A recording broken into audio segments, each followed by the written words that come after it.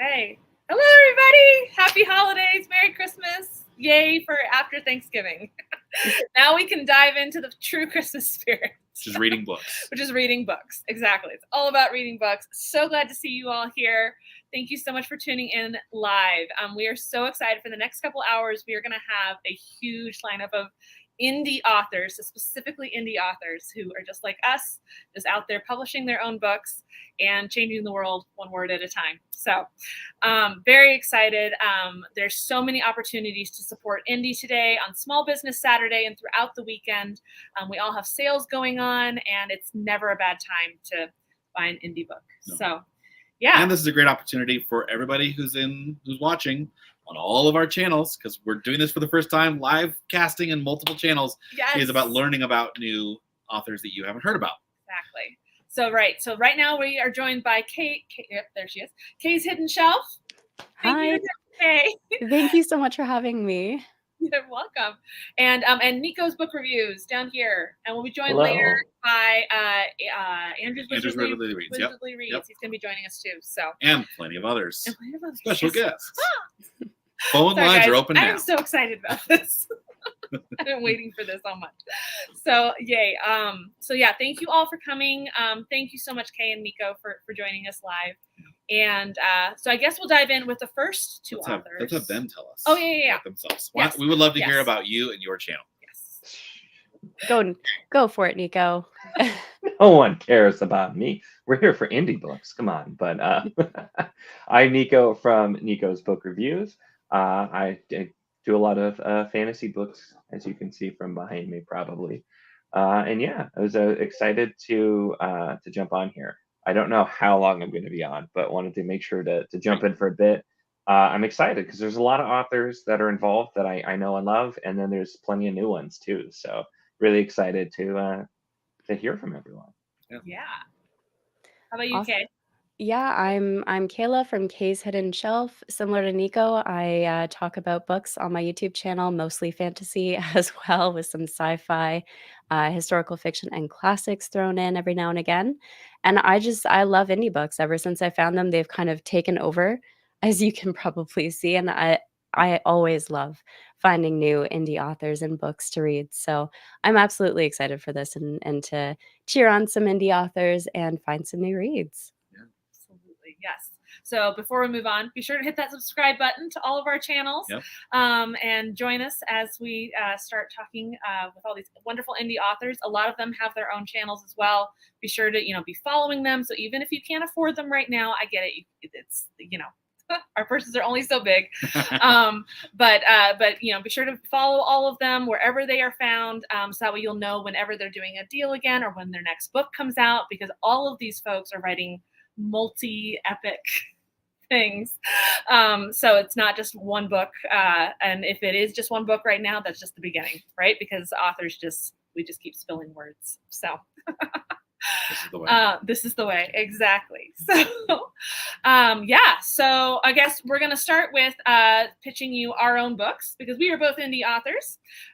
This is my channel, so I guess I'll start. I'm Patricia Meredith, and I am an author of historical fiction and historical mystery and cozy mystery. I have 3 series going right now. I have the Spokane Clock Tower Mysteries, which starts with Butcher Baker Candlestick Taker, and that is a historical fiction mystery set in 1901, and it follows a clockmaker who is inspired by sound and sound theory at that time, and then he discovers his patroness has been murdered, and he has to solve the mystery. And along the way, he crosses paths with some very quirky and fun characters, and it's all based on true history, so it's really fun. And then my second series that I started is Anna Catherine Green Mysteries. Starts with The Deed of Dreadful Note. Anna Catherine Green is an actual person from history. She is the mother of detective fiction. She inspired Sir Arthur Conan Doyle in the writing of Sherlock Holmes, and yet she published 9 years before him, and so she's a forgotten female of today. But she inspired Agatha Christie and so many. She basically changed the entire genre. So if you're a fan of historical fiction and mystery, definitely check that one out. And then my newest one is a cozy mystery, Death of a Christmas Tree Salesman. And it is starring Sam Shovel, who is a talking snowman, and he comes to life once a year at the North Pole and is working alongside Nick and Nora Claus to solve the mystery of Mr. O. Tannenbaum, the leading Christmas tree salesman who has been found murdered this year at Christmas time. So lots of fun things out there. My books are currently, all the ebooks are on sale for 99 cents, except for the newest one. That one's only $2.99. And so you can pick up the ebooks on sale. And then the Christmas book is also available in a special deluxe box, which comes with the book gift wrapped, a special peppermint soap that is shaped just like the cover. It's got like a snow globe on it and everything, cookie cutters, hot cocoa mix, all of that. So it's a very fun box. And you can find more about that on our website, which will have links to all the authors' websites down below. So you can go check those out. And so that's on sale right now for a pre-order price of only $49.99. So it's $50 for the book and the soap and all of that together. And it's all gift wrapped. And it's been so much fun working with my kids to put those together. So, and then that price will go up after Black Friday. There we go. I just did that in less than a minute. All right.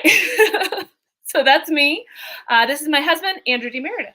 Hello, I'm Andrew D. Meredith, and this is also my channel. Why? Because we figured out that we can link channels. So this is also Kay's channel, and this is also Nico's channel, and Andrew's channel, Andrew Wizardly. So I am an epic fantasy author. I have 2 series out right now. The first one starts with Deathless Beast, which is this first book in the Collation saga. It's an epic fantasy story, a multi-POV story that follows a pair of mercenary siblings trying to make a quick coin, a paladin who's following his god, and his god calls him to become his champion while his order is collapsing, and then a young physician who just wants choice in her life, but her great aunt, who she's taking care of, says, no, you have to take care of me instead. And hijinks ensue when there's a man who's wearing a cloak made of bones that makes him invisible to the gods who he wants to kill, and they have to stop him. And my other series starts with Thrace, which is the first book in the Needle and Leaf series. It's a Slavic fantasy about a man and a boy on the road, and the little boy has way too much magic, and everybody wants him. And so his father says, let's stop running. Let's just go straight up to them and ask them very nicely to stop. And again, hijinks ensue. So that's what I write. That's what I read. And really, I'm here because I can't wait to hear about everybody else's books. Yeah. So we've got epic fantasy and mystery. We're going to have a lot of different genres popping in. A lot of fantasy authors, because we all love reading fantasy. Yep. So we'll have a lot of different things popping through. So right now we're waiting for our first author to come on. And then we will get going with that list. While we're waiting for, I think JCM is going to be coming over here soon. If you want to tell us, what are you 2 reading right now? Go ahead, Kay. Sure. I'm a bit of a book goblin at the moment. Too many reads, and you know how it goes. So I'm halfway through the Voidwalker collection by Derek Bailey. I'm also partway through with Rebirth, Divinity's Twilight from Christopher Russell. And as part of my SF-INCS reads, which is a novella championship similar to SPIFBO, I'm also reading Your Blood and Bones by J. Patricia Anderson. So cool book goblin, book. Too many books, not enough time. Yeah. I'm so happy to see you reading Voidwalker. So I've been really happy whenever I see more people reading that. It's such a unique, different kind of book. It's so good. It's like Clue and Black Mirror put together. Ooh. Yeah. There's a pitch. Yeah. Wow. It's really, all his stuff is super different. And like when I first talked to him about that one, I was so afraid. I'm like, I don't know that I'm gonna like this. This sounds so strange and not like what I read. And then I'm like, oh, this is really good. And so I really enjoyed it. And it's an interesting one to sell to people because it's kind of different, but it's one worth checking out, definitely. So definitely agree to that. How about you, Nico? What are you reading? So I have been doing a lot of first chapters because I was doing a series of first chapters to try to make some space because I have too many books. And I'm moving my office to a different room soon because this room's going to become a nursery. Okay. And so I'm trying to clear some space. Oh, really? Did you guys not see that yet? No. Oh, okay. That was What? Friday. Friday, I announced in a video, it was at the end, that my wife and I are expecting our first child in All June. right. Um, Congrats. Congrats. yes, I probably should have also like posted something in Discord about it, but I did not. I left it in the video. Awesome. But yes, so I will be having to relocate everything, not far, just to a different room, because this room makes the most sense. So I've been doing a lot of that, and so I've been slow in my normal reading. I'm reading, which it's not in here right now, Flight of the Dark Star Dragon by Benedict Patrick, which is kind of a shorter one. It's one I did a first chapter for, and it just has a super weird premise that I'm like, this is interesting, where a magical sky ship that's flying through the air ends up crash landing in something called the Dark Star Dimension, where all these rifts from other worlds go. Trying to figure it out. So it's been an interesting one, a quick read, and then I'm listening right now to Fellowship of the Ring on audio, which has been lovely. It has been so long since I've read Lord of the Rings, so it's been really nice revisiting. So speaking of sci-fi and fantasy crossing over, we would love to welcome JCM Byrne. Hi! Guys. How you doing? Hello. Welcome. Hi. Can you hear me? We Yes. sure can. Yes. Yep. I can't tell. Oh, Very How are good. you? I'm excellent. How are you guys? I'm still full from Thursday. Yeah. I yes, bet. exactly. And then I'm also even fuller from yesterday because we had leftovers. And that seems to be worse somehow, Exactly. Eat Right. That's more. how Thanksgiving goes. which makes no sense. It's fresh. I eat more a lot. And then the next day it's stale. So I eat extra. That's right. Right. But Hey, no. my kid. Yesterday we made turkey sandwiches for the kids, and we of course cranberry sauce and turkey and cheese. And then one of them wanted potato or sweet potatoes on the sandwich. The other one wanted stuffing on the sandwich. So it was literally a bread and turkey sandwich. Yeah. We're training them correctly. Yeah. You're filling their glycogen in case they need to run a marathon tomorrow. Right. Gotta carb Exactly. up. Gotta They'll be carb all up. set. They won't hit that wall. That's awesome. So Joe, tell us about your amazing. Well, you've got 2 series now. I have a series and a standalone. Let's not get ahead of me. Okay. Okay. I had a whole pitch. I rehearsed this, I swear. I didn't really rehearse it. Okay, so I am JCM Byrne. You can call me Joe because we're friends now since we're talking, one-on-one to everyone in YouTube land. And I just want to remind you of things that happened in the past. Do you remember like walking out of maybe, I don't know, Guardians of the Galaxy or Thor Ragnarok or even Avengers Endgame and just having this satisfied feeling that you had an experience that it's going to be meaningful to you. You had laughed. Maybe you'd even teared up a little bit here and there. You'd been excited. You'd seen some adventure. And maybe you've been seeking out those same constellation of feelings ever since then, but you're having a hard time finding it.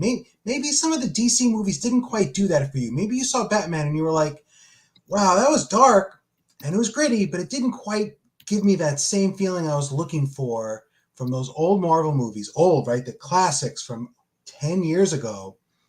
And how do I recapture that? Now, I would like to help you recapture that in a movie theater, but I do not have a $200 million budget. So I'm not giving you a movie that can give you that same set of sensations. I'm sorry, yet. I'm working on adaptions that it'll never happen, but I'd like it to. But I have written some books that I hope will give you some of those same feelings. And this is Wistful Ascending. It's shiny. And look, it's got a guy with a costume, just like a Marvel hero. No mask, though. He lets his face be exposed, and he's got lots of hair.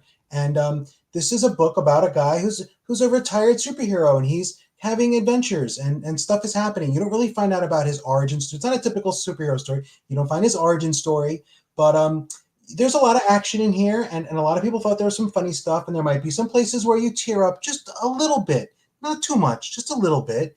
And this, I hope, can recapture some of the feelings you might have had when you were watching Thor Ragnarok. And if you haven't seen Thor Ragnarok, you've got the whole weekend. Go watch Thor Ragnarok. As soon as this stream is over, you've got time. So Wistful Ascending. Now, this is on for sale right now, ebook for 99 cents. And the sequel, Return of the Griffin, which I do not have, but as a same guy, giant shark behind him. Shark, okay? That's free this whole weekend. So you can get the first 2 books, which is half of the current Hybrid Helix this weekend for under $1 US. That's an amazing bargain. It's truly amazing. And we have giant monsters in this book. We've got talking bears. We've got sentient space stations and other ships which have personalities of their own.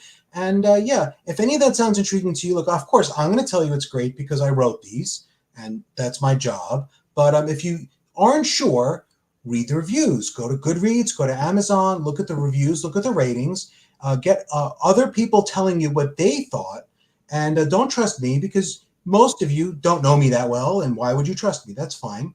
But look it up because I think a lot of people will appreciate this. And if that doesn't quite work for you, or even if it does, you might like this book. Now, you can buy this book without the not for resale bar. This is the only copy I have. It's an author's copy, so I got the little bar. And what this is, it's a mom of 2 children, and her daughters are kidnapped. And think the movie Taken, but it stars Michelle Yeoh instead of Liam Neeson, and she has magical powered kung fu, and she fights dinosaurs. So it's similar but not the same. And this is a standalone right now. There may be a sequel. We'll talk, but it's really a standalone. It's a complete story. It has an ending. You don't have to read like another book to figure out what happens.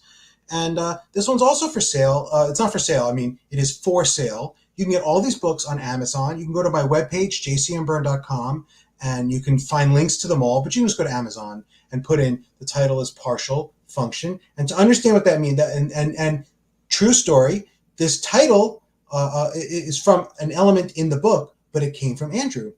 Andrew Meredith, your host, gave me the idea to use this as the actual title for the book. The previous title wasn't great. And I kept complaining to him. And he said, why don't you just use Partial Function as the title, moron? He didn't say that. He didn't say. He was very nice about it. And I said, that's brilliant. I wish I had thought of it. But instead, I didn't. But he did. So that became the title for the book. And this is a lot of fun. And yeah.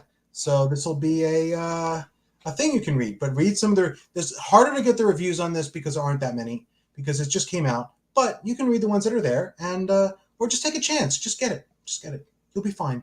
You'll be fine. You'll love it. The first chapter is free, so I have links up to the first chapter in various places. So you can read the first chapter if you like that. Read the rest of the book. If you don't like it, stop there because you're not going to like the rest of the book. That was awesome, yes. Joe. Oh, Okay, well done. 5 minutes. I am really upset right now, though, because why did I not know that you had a book that's taken with dinosaurs? Because if ever there was a book for me, that is Nico, it. Nico, literally Hybrid Helix has dinosaurs in it. yes. I mean, Yeah, it but has it's not, Michelle Yeoh. it's not, Michelle Yeoh taken plus dinosaurs. So Right. I have your back on the other covers. So. Oh, nice. That's how Joe Cover. pitched it to me when he was first writing it, and I said, "Alpha, please." And so I got to Alpha read it because as soon as he said Michelle Yeoh and Taken or John Wick with Michelle Yeoh as the star, I'm like, "I'm Done. yes, please." Yes. And there's And dinosaurs? Oh man, you got And space there's a dog. bears and hybrid helix. You got dinosaurs here, and apparently there too. So Yeah. I'm Yeah, excited. yeah. I'm having way too much fun reading. Yeah, you I'm just on stop book having 3 fun. right now. Yeah, Oh, it's okay. awesome. Oh my gosh. Dinosaurs are in book 4. So, I better catch up. Hybrid Yeah. Helix. we Someday I highly, will have. highly recommend Yep. Burns books. Oh my gosh.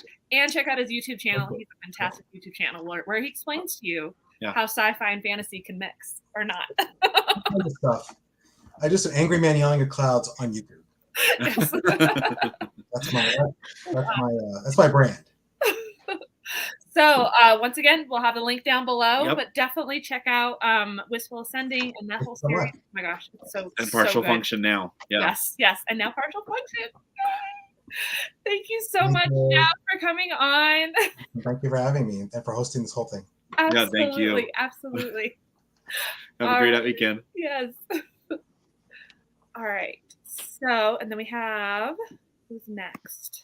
Well, Andrew's here now. Hello, Oh, and Andrew yes, of first, Andrew's real Wizardly quick. Reads. Hi, Andrew. Welcome.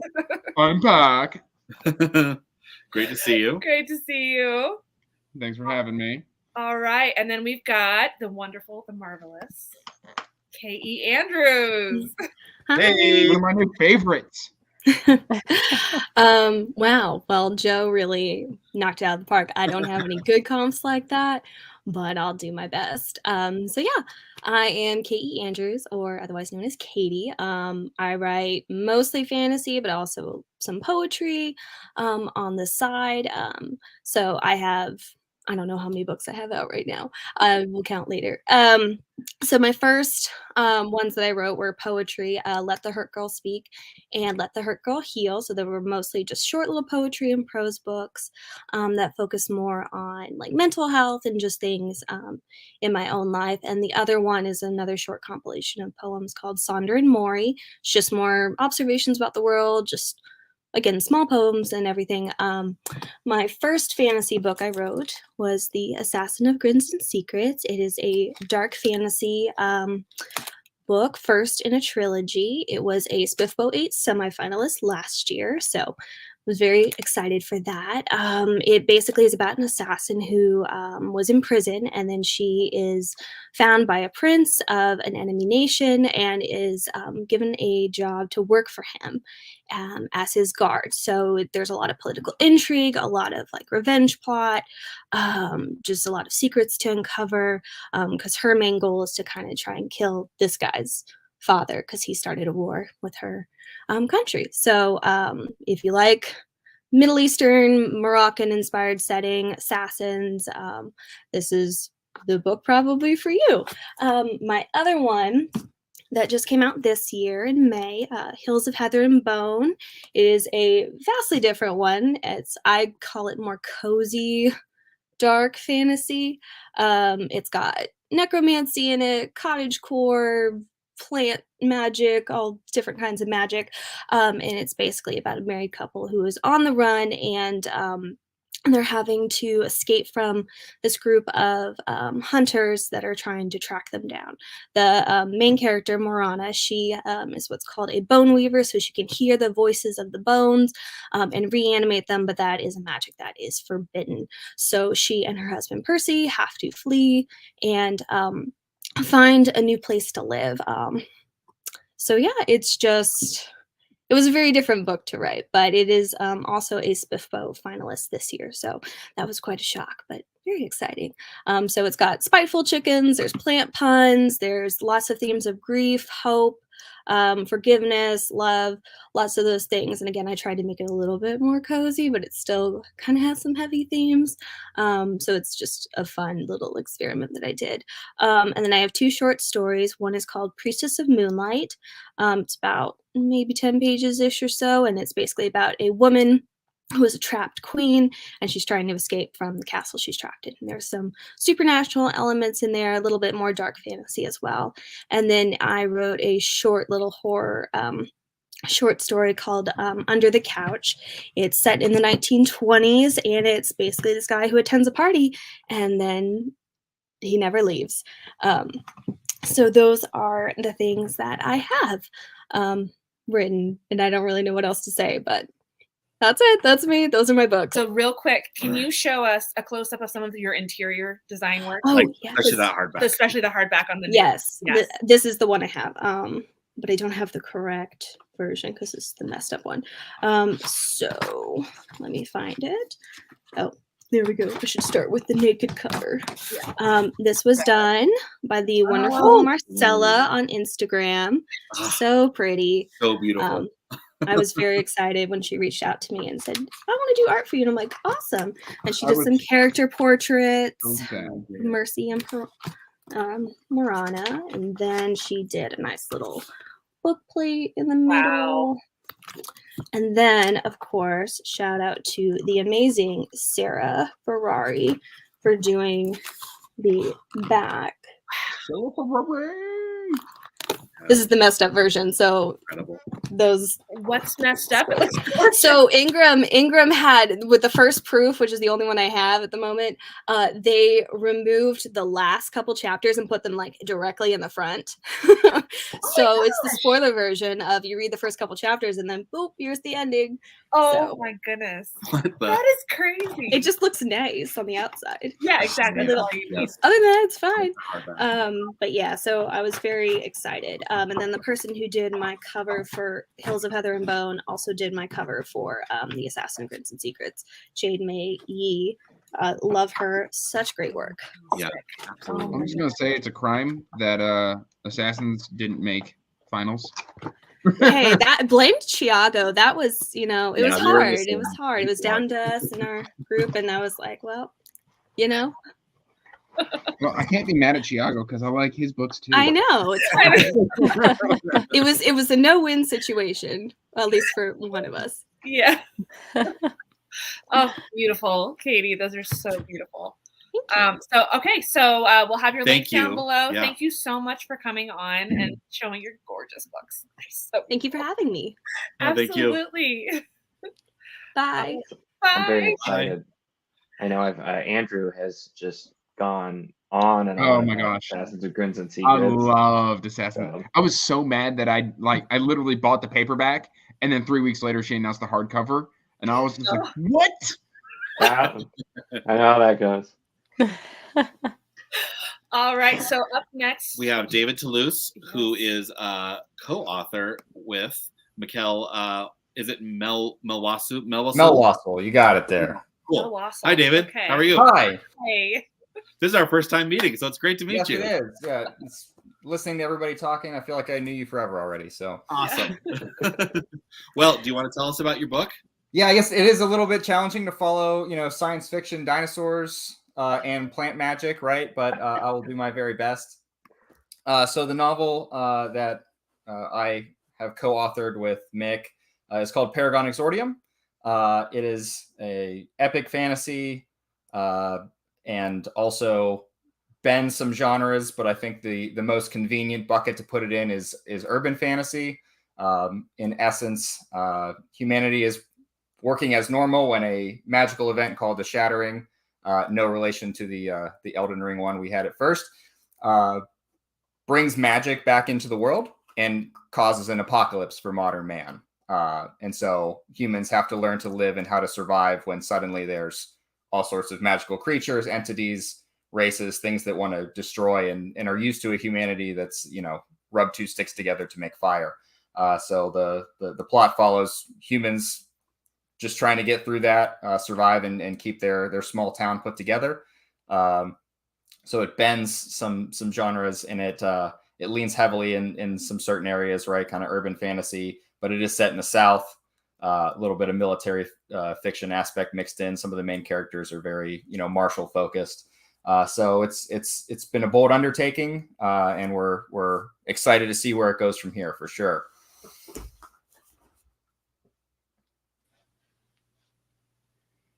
Oh, You're on mute. There you go. There we go. there we go.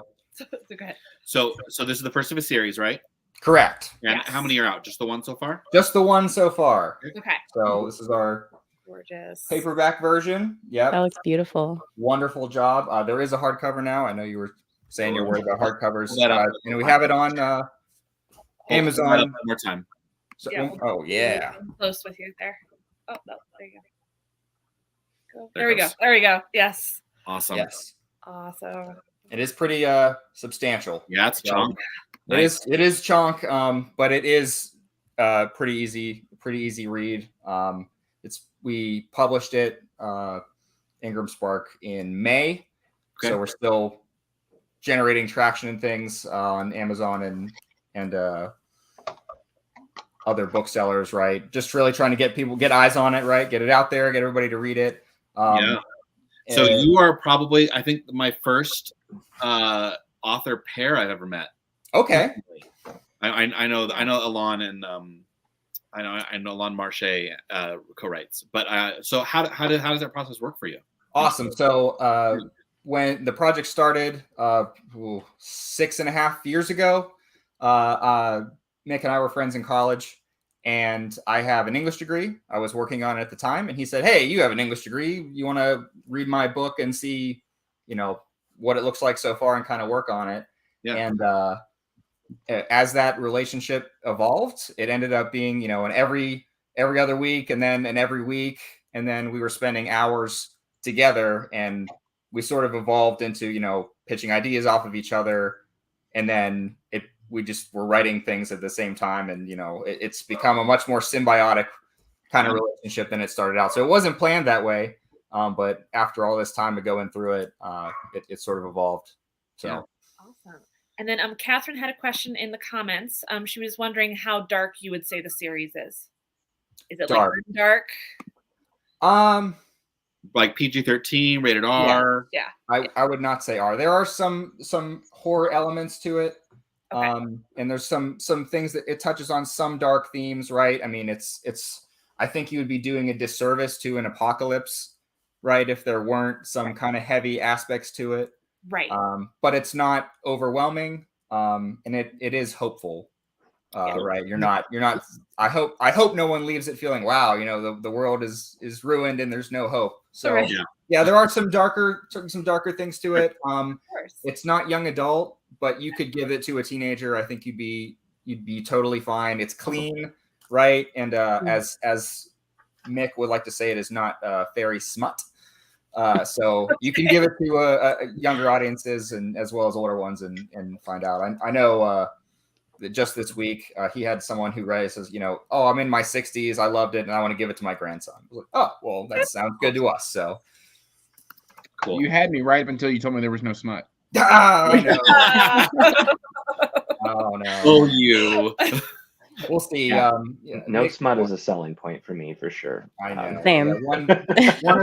Yeah, one of the things for that is, a lot of places, and the more difficult thing has been finding, places that'll take it, that all sort of want, seems like a more specific thing out of it. And I know Mick and I have talked about, well, there's other people now that we know that want to be sort of involved in the project in some way, that might want to, short story here, things of that nature, and come off of it. And, maybe we can, work that aspect into it a little bit, but this is supposed to be open to as many people as possible. And yeah, you're not going to have an uncomfortable conversation with your kid later. Cool. Absolutely. Cool. Yeah. Well, thank you so much for coming on. Yes. and I Yeah, see thanks for having me. in the chat. Yeah, and Michaela's in the chat too. Yes. So. Oh, great. He did make, okay. Awesome. So thank you so much for And- coming on. Yep, we'll have a Yeah. link down below. Yes. And you can also Yep. find Mikhail on TikTok as well, and he's pretty Yes. active there. Yes, he's on TikTok as well. He dragged me onto there as well. So I hope everybody has a good holiday. You too. Had a You good too. holiday. And, continues in the new year. Happy New Year, everybody. So You too. Thank you, David. Thank You you. too. Bye. bye. Can I just say that I love that Andrew is setting up a lighting system in the background? My lights burned out, and they came Oh, and no. Oh no. Sorry. Well, all right. Well, we're gonna go ahead and move on to the next one. We've got R.E. Sanders. Yep, Rob. Rob, hi. Hey. Welcome. Oh, I got to unmute Let's him. see. You're on. Yeah. There we go. There we go. Hey. Hello. Can everyone hear me and see me? Yes. Sure can. Yes. Yes. How's the? Well, it's dark there already, but how's the weather It's- over in Wales? It's been cold and dry today, Awesome. which makes a change. It's normally wet and cold, or wet and warm. Awesome. We're Awesome. part Well, thank aquatic. you so much for joining us. From It's a all real over- pleasure to be here. Obviously, as you can tell, I'm not from round there. Don't worry, we Well, went I'd see, I've- from there. Yeah, we'll just So- we'll swap houses. For, Yeah. yeah, welcome. So yeah, thank you for Andrew for inviting me. Thank you, Patricia, for having me on the channel. Obviously, Kay and Nico, Andrew, it's lovely to see you. Lovely to meet you. The indie writing community has been really, really supportive. I'm quite a new author on the scene, but everyone has been super friendly, super helpful, wanting to help each other, which is amazing. You hear so much bad stuff about social media, Twitter in particular, but I found it nothing but positive. And it's really nice to see a few faces I know from Twitter, but be able to put like moving images and words to their Twitter handles. So that's great. And some of the books sound fascinating. So introduce myself. I'm R.E. Sanders. Rob is fine. There's another Rob Sanders who writes. That's why I went by R.E. to write, but Rob's my name. Relatively new fantasy author. Published one full-length novel so far, which I'm going to talk about in a moment. Published a novella the year before that. Working up to writing an epic fantasy series, which I've written about 95% of the first book of. And if anybody's been following me on Twitter, I'm trying to finish it off during NaNoWriMo. Nearly there. That should be released Easter-ish next year. That'll be the first book, and maybe 5 or 6 books will follow. I've got a plot in my mind. I don't know exactly how long it'll take to tell, but hopefully it'll be a story that grabs people. The setting is very interesting, and you'll find out more as you read. I can't really give much away. The book I want to talk about today is my debut novel, which was released in the summer, which is called A Path of Blades, and I have it here. This is A Path of Blades. It's a story about obligation, duty, and honor. It centers around the fortune of the main character Ingvar Durrell and his family. Ingvar's a knight. He's sent away to do what he's told. He has to comply with the rules of honor and nobility, but that's not what he wants. He's quite a homebody. He likes peace and quiet and being at home. Home is very much where the heart is for Ingvar.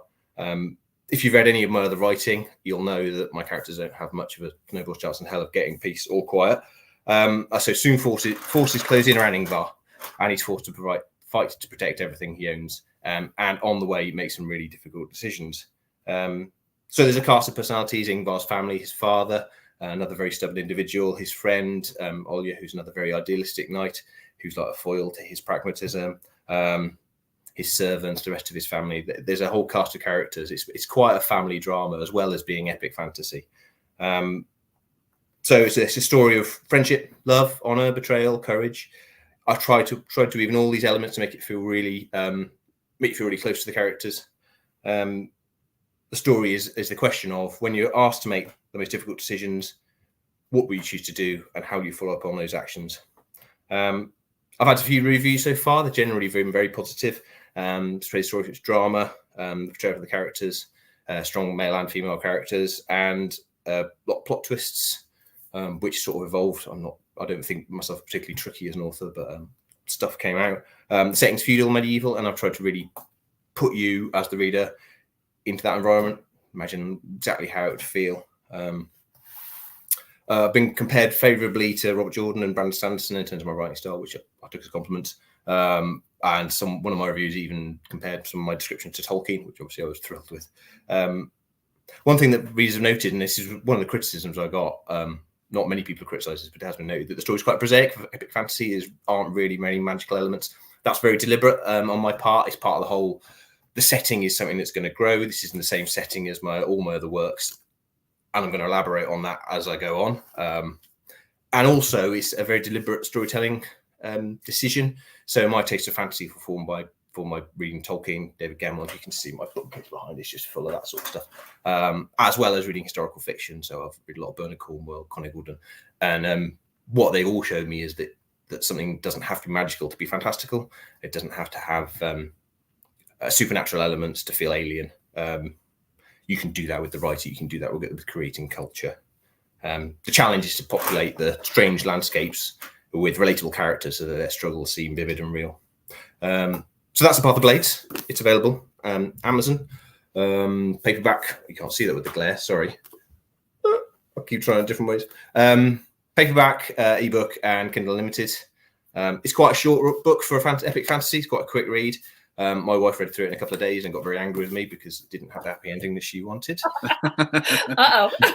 She called me all sorts of names, but yeah, I didn't mind. Oh my goodness. And a little bit about the setting. So this is something I'm going to elaborate on. It's the setting is called the Land of Twin Swords. So the story goes, there were two brothers, twins, called Hawat and Jutat, and they were smiths, and they forged a sword each. And as they were setting out to take their swords and conquer their own kingdoms, the swords were touched by gods, and it set them on a divergent path. And every time the swords crop up through history, there's turmoil, conflict, war. And so it's not much of a spoiler to say that the fate of the world will rest on the eventual fate of the swords. So that's me. That's my books. Just starting, but there's a lot more to come. That's Awesome. Amazing. That Path of sounds Blades is one I've so been good. really wanting to get to. Yeah. I would love it if you did. Have you got a copy? I've got the ebook. Yeah. Good man. Yeah, like I said, it's quite a quick read. I keep saying that to people who want to review it or read it.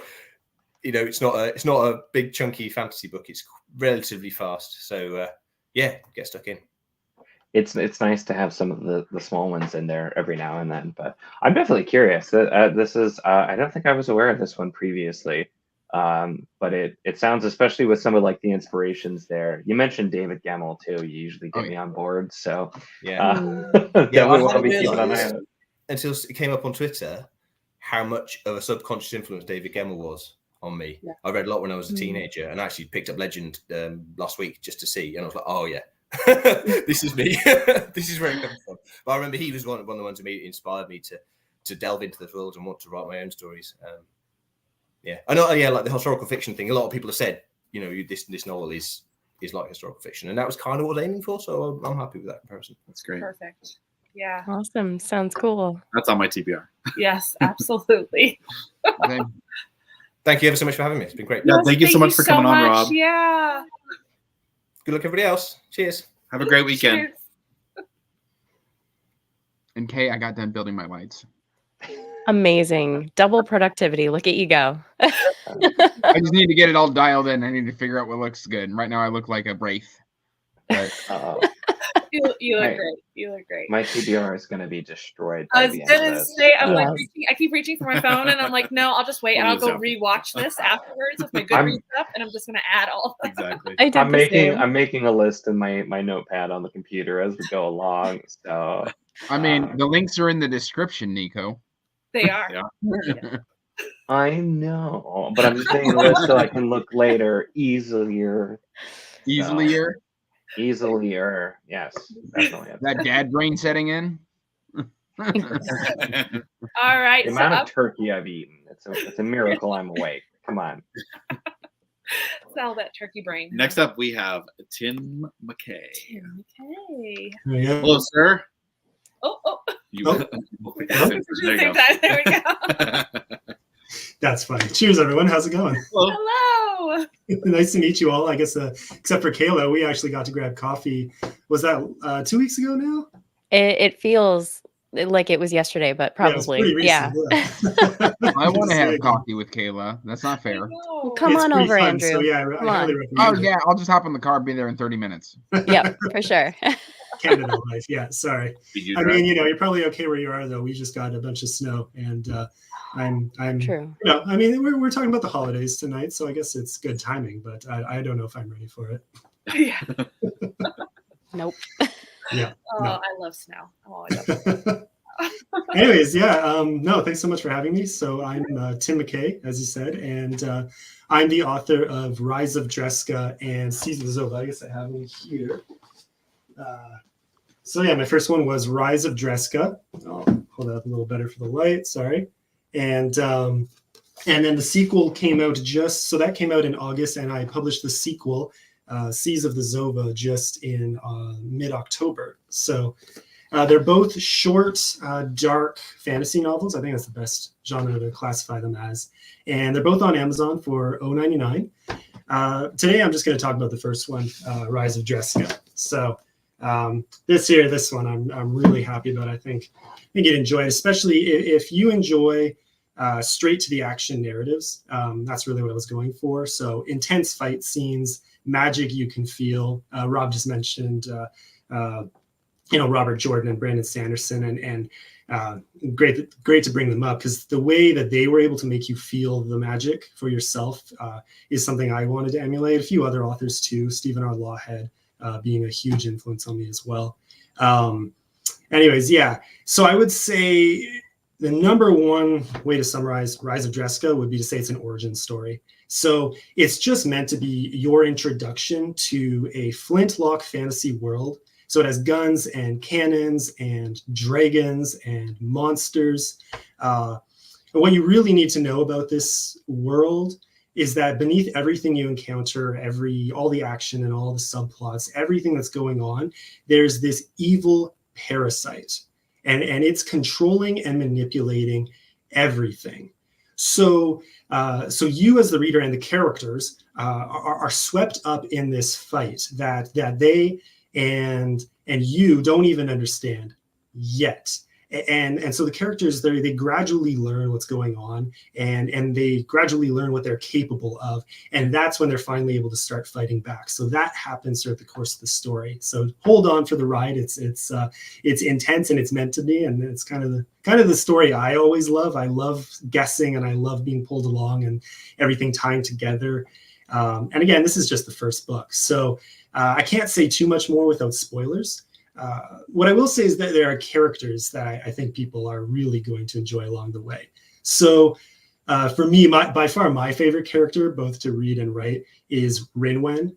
So her name comes from the Welsh Ronwen or Rowena, as it's more commonly said, and so same phonetic origin. And she's this totally scatterbrained 9-year-old girl, but extremely powerful, which makes for some really fun writing and I would say even more fun reading. And so far, everyone seems to love her the most, and I think rightly so. I've never had so much fun writing in my life as writing the chapters that are from her perspective. And whenever she shows up, it's just a really good time. It's some nice, I wouldn't say my books are extremely dark, but dark enough that the bit of, it's not necessarily comedic. There's some comedic relief for sure, but she provides definitely some levity that I think a lot of overly dark books leave out. And so you definitely get it from her. Then we have the main character, Valderis Draskar. And so he's this artillery captain. He's a bit cynical and disillusioned because he's been swept up in this protracted war as a conscript. But then the war ends right as Rise of Dreska starts off. And so that's where his life takes a very dark turn. And I'll let you read just to see for yourselves just how dark.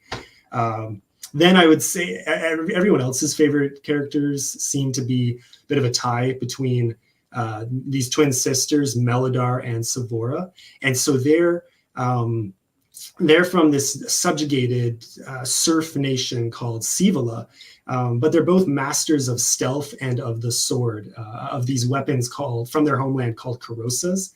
And so those weapons have some really interesting history, and they become increasingly important as the series progresses. Actually, I've even priced it out. Someday I'm hoping to actually get a mock-up done of these swords, which I think will be a lot of fun for people to actually see in real life. But needless to say, I had a lot of fun creating the weapons and the characters and the magic systems and everything that's going on in the book here. And I think you're really going to enjoy it as it unfolds. So yeah, plenty of other fun characters in the book and a lot more to come in books 2 and 3. But again, you can find all 2 books and any future ones on Amazon. Both books are on for $0.99 right now. And that's it on my end. Yeah. Cheers, everyone. And of course, happy holidays. So you said Stephen R. Lawhead and Flintlock. Yeah. So you're here to give Brian McClellan a run for his money, it sounds like. Yeah. That's awesome. Yeah.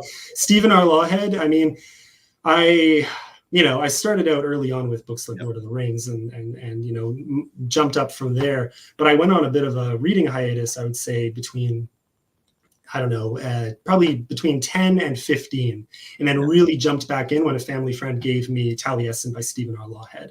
And anything historical fiction or fantasy or some mix of the two, I'm sold. And then of course Patrick O'Brian would be another one I left out, but that's where some of the Flintlock, that's historical fiction, but that was a huge influence as well. So if you've read any of those, sorry, Bernard Cornwell. Yes. Yep. Yeah. We don't have any fans of Bernard Cornwell in this chat right now. Probably not. I doubt it. He's muted. But I've read the Warlord. There you go. I've read the Warlord Chronicles. I'll say it again. That's awesome. Go ahead, Wizard. Give your Cornwall. No, I love the Warlord Chronicles. I love a crazy druid Merlin. Yeah, I Druidic history and Welsh history, and I mean, just how much there is to draw from. I love any fiction that at least has it as an influence. It's part of why I always throw Celtic symbols on my covers if I can. Sorry about the lighting, but just as a little bit of a tribute there to some of the influences.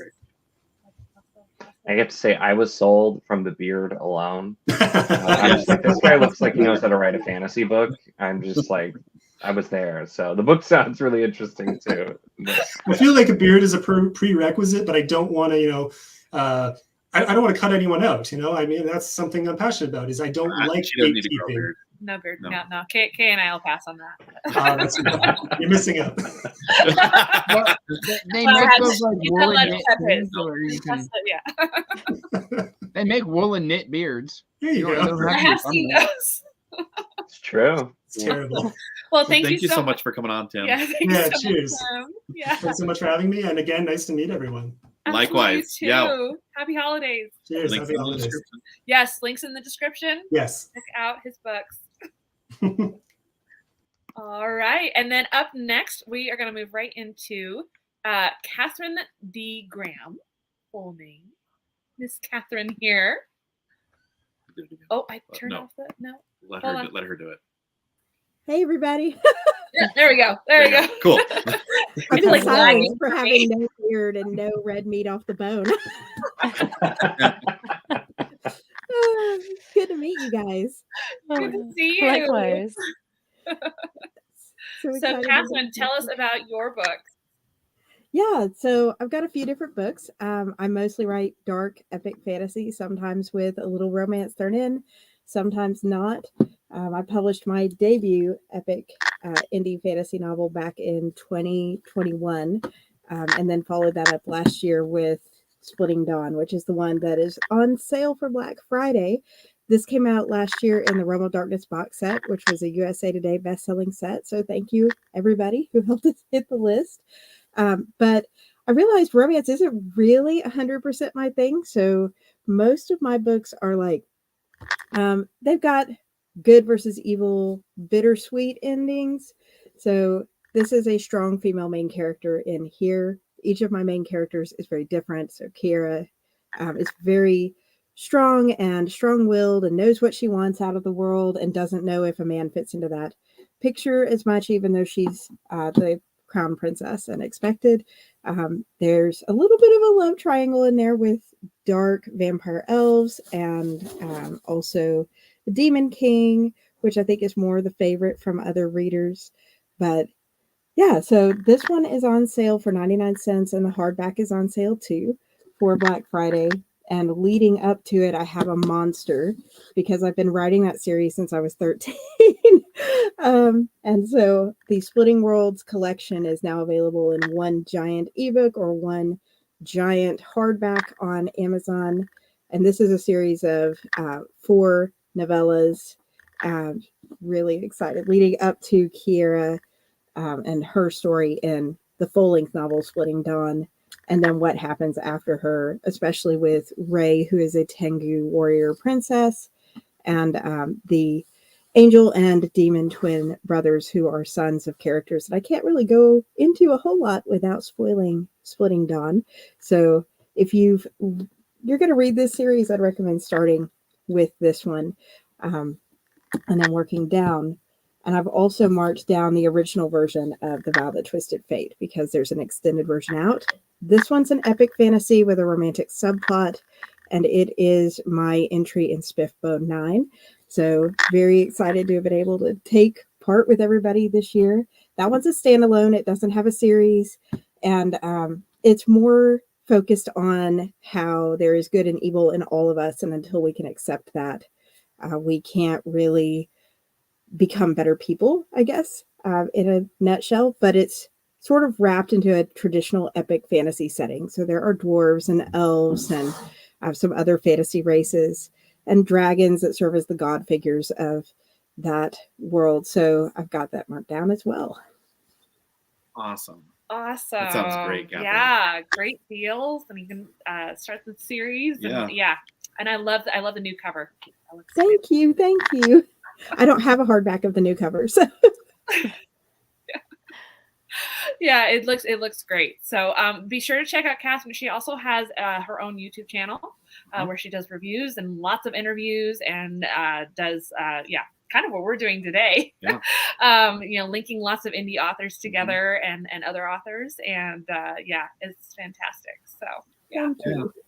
Thank you all. Thank you so much for coming on, Catherine. Happy holidays. Happy holidays, everybody. Bye. Layla! Hi, Layla. Hi. Congratulations. Thank you. You didn't tell us till today.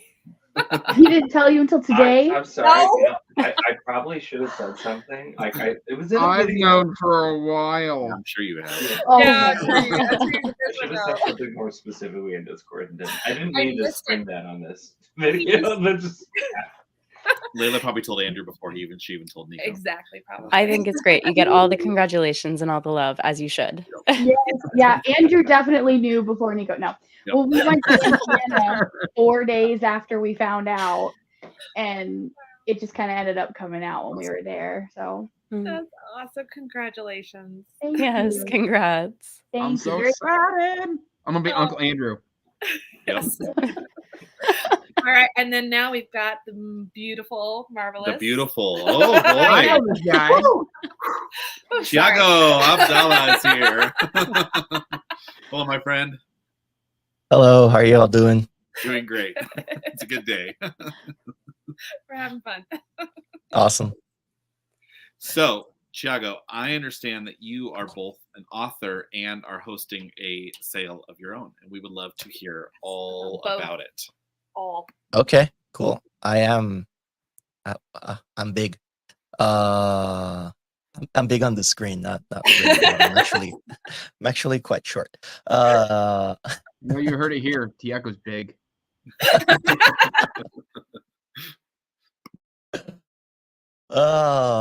So yeah, I'm the author of The Ashes of Averin, which is a series that is going to be 4 books. It starts with A Touch of Light, which is a SPFBO 8 finalist from last year. Book 2 is A Shade of Madness, which is this beautiful cover right here.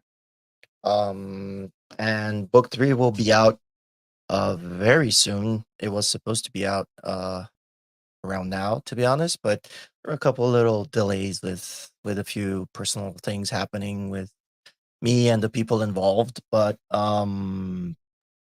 should probably be out in the next few months. Yeah, it's a story about very cliche life and death, but it's a world where I feel like I'm preaching to the choir here because I know most of you have read it already. So but yeah, it's a world where death is considered to be a sin because there's this union of nations basically that worship a goddess that's she represents life, right? And the important people in this domain, as it's called, all kind of like live over 100 years, or basically they're believed to live forever. So if you die, it's considered like the goddess has discarded you because you're unworthy, and death is considered a sin. So people who die aren't talked about. They can't be remembered in a good light. So the story kind of explores, how that unhealthy relationship to death affects people inside of the domain. And then there's this other kind of part of the world, which are the clans who are outside of the domain, and they like death a little bit too much. They think that life is limited and life comes from the earth, and if there is too much life being used, the world's going to end. So life needs to be productive, life needs to be effective, and if you're not using your life well or in the right way, then it needs to return to the earth. So basically you're discarded. And they have these kind of rituals and events where they kind of like do a lot of killing, I'd say. So yeah, and that's like the world in a nutshell. And then suddenly a strange kind of affliction starts to appear inside the domain. It starts causing a lot of death, which you can see that would be a problem. And then things just start rolling from there. So yeah, it's a dark fantasy. It's a multi POV epic sprawling fantasy. It's a quite a large world. I really like to explore themes and do a lot of show don't tell. So you'll get the information when you need it, and meanwhile you're writing with the character, and if they're confused, you might be a little confused alongside them, and that's just my way of trying to immerse the reader in the story. So that's the kind of book that it is. Oh, I also forgot to mention there is a free prequel novella, Prelude to Ashes, which you can get ebook copy by signing up to my newsletter. And yeah, so that's the series up to now, and you can also check out discounted discounted ebooks on my website, which I think is linked down below. I'm hosting a 150 book Black Friday sale alongside a ton of authors, and thanks to James Doolan's help as well. Wow. He kind of nudged me into it. I just kind of like set up the website. He gathered all the info, so we teamed up to host everything, and it's been really good so far. Really, I know I saw a bump yesterday, so I know I was helping. Yeah. Thank you. Awesome. Yeah. Awesome. That's fantastic. Yes, that is what is linked below, so you can get right to Thiago's website and to all those books, because those are on sale all weekend. I think at least through Monday, probably. So, yeah. And so and a lot of free.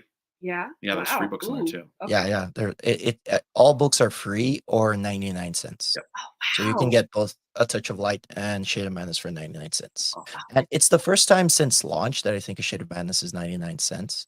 So it is an amazing book Yes. and an amazing cover. And if you haven't bought it, you need to go get it for Yes. 99 cents, because that's kind of silly. I've got my hardcovers right there. So Yeah.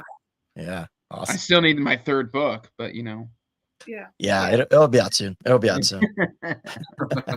I've been meaning to like record a video like updating everything that's happened, because this has been an insane year for me. I've had so many changes, and not only me, like my editor has gone through a few things as well. He had to kind of pause for a bit, and I'm not, changing editors on book 3. So yeah, I just had to kind of delay it a little bit, but I should like get a video out on my newsletter soon. Just updating everyone about what's happening.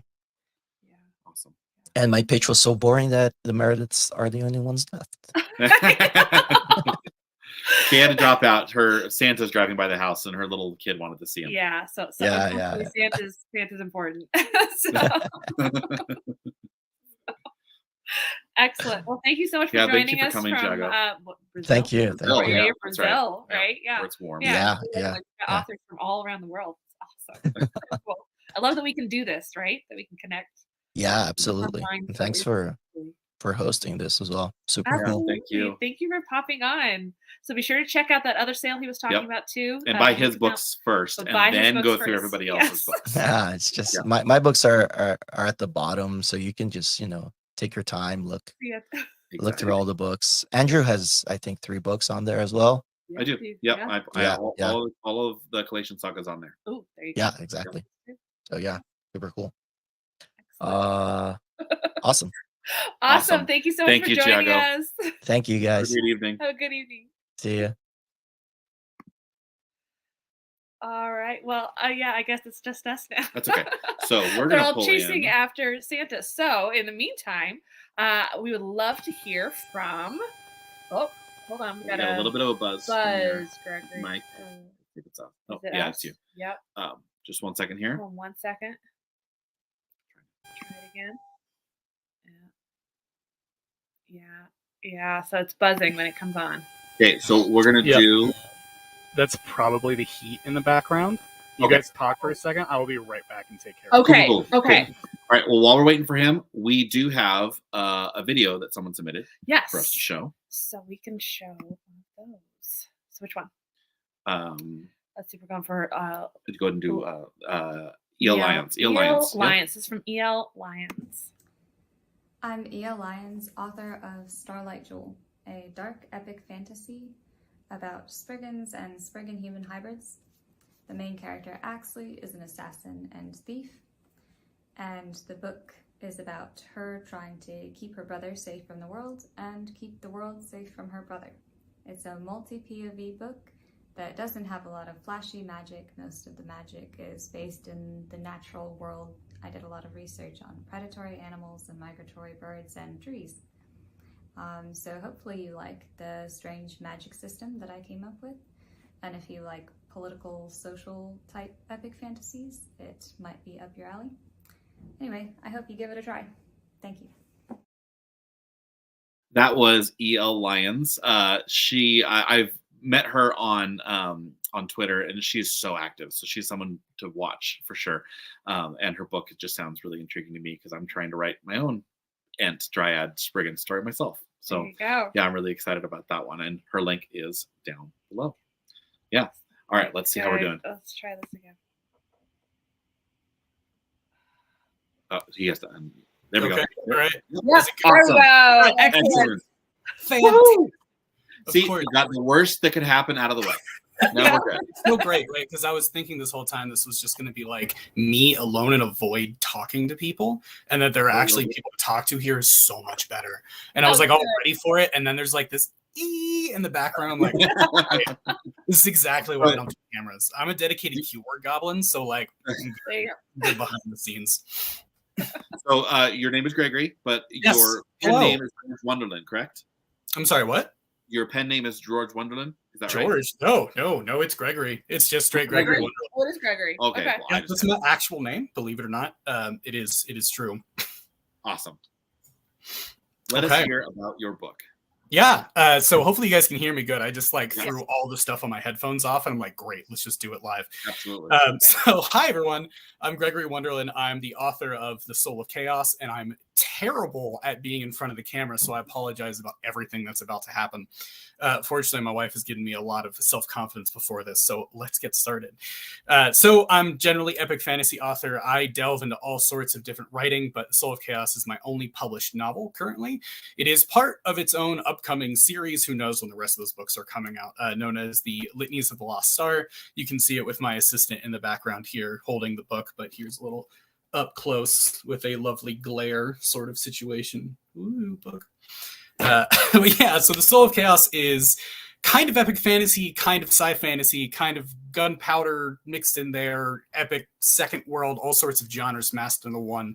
It's got a little bit of mystery, a little bit of cosmic horror just when you're least expecting it, just to kind of keep you off your goals there and just kind of keep you into the book as it goes.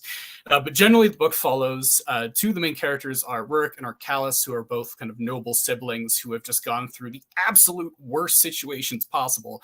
And you get to start the story seeing them in the aftermath of all the stuff that they've gone through as of recent. So Arcalis starts the book as an alcoholic. Rurik is just a depressed mess who is just trying to deal with his situation underground. One of the big things that I really try to do in this book is give you like a full picture of an entirely different world while still remind you of something. So both of them, their names are kind of a little odd, obviously very fantasy-ish, but their culture is very Norman-based, right? So you get that kind of Viking French influence along with all these other cultures that you kind of meet.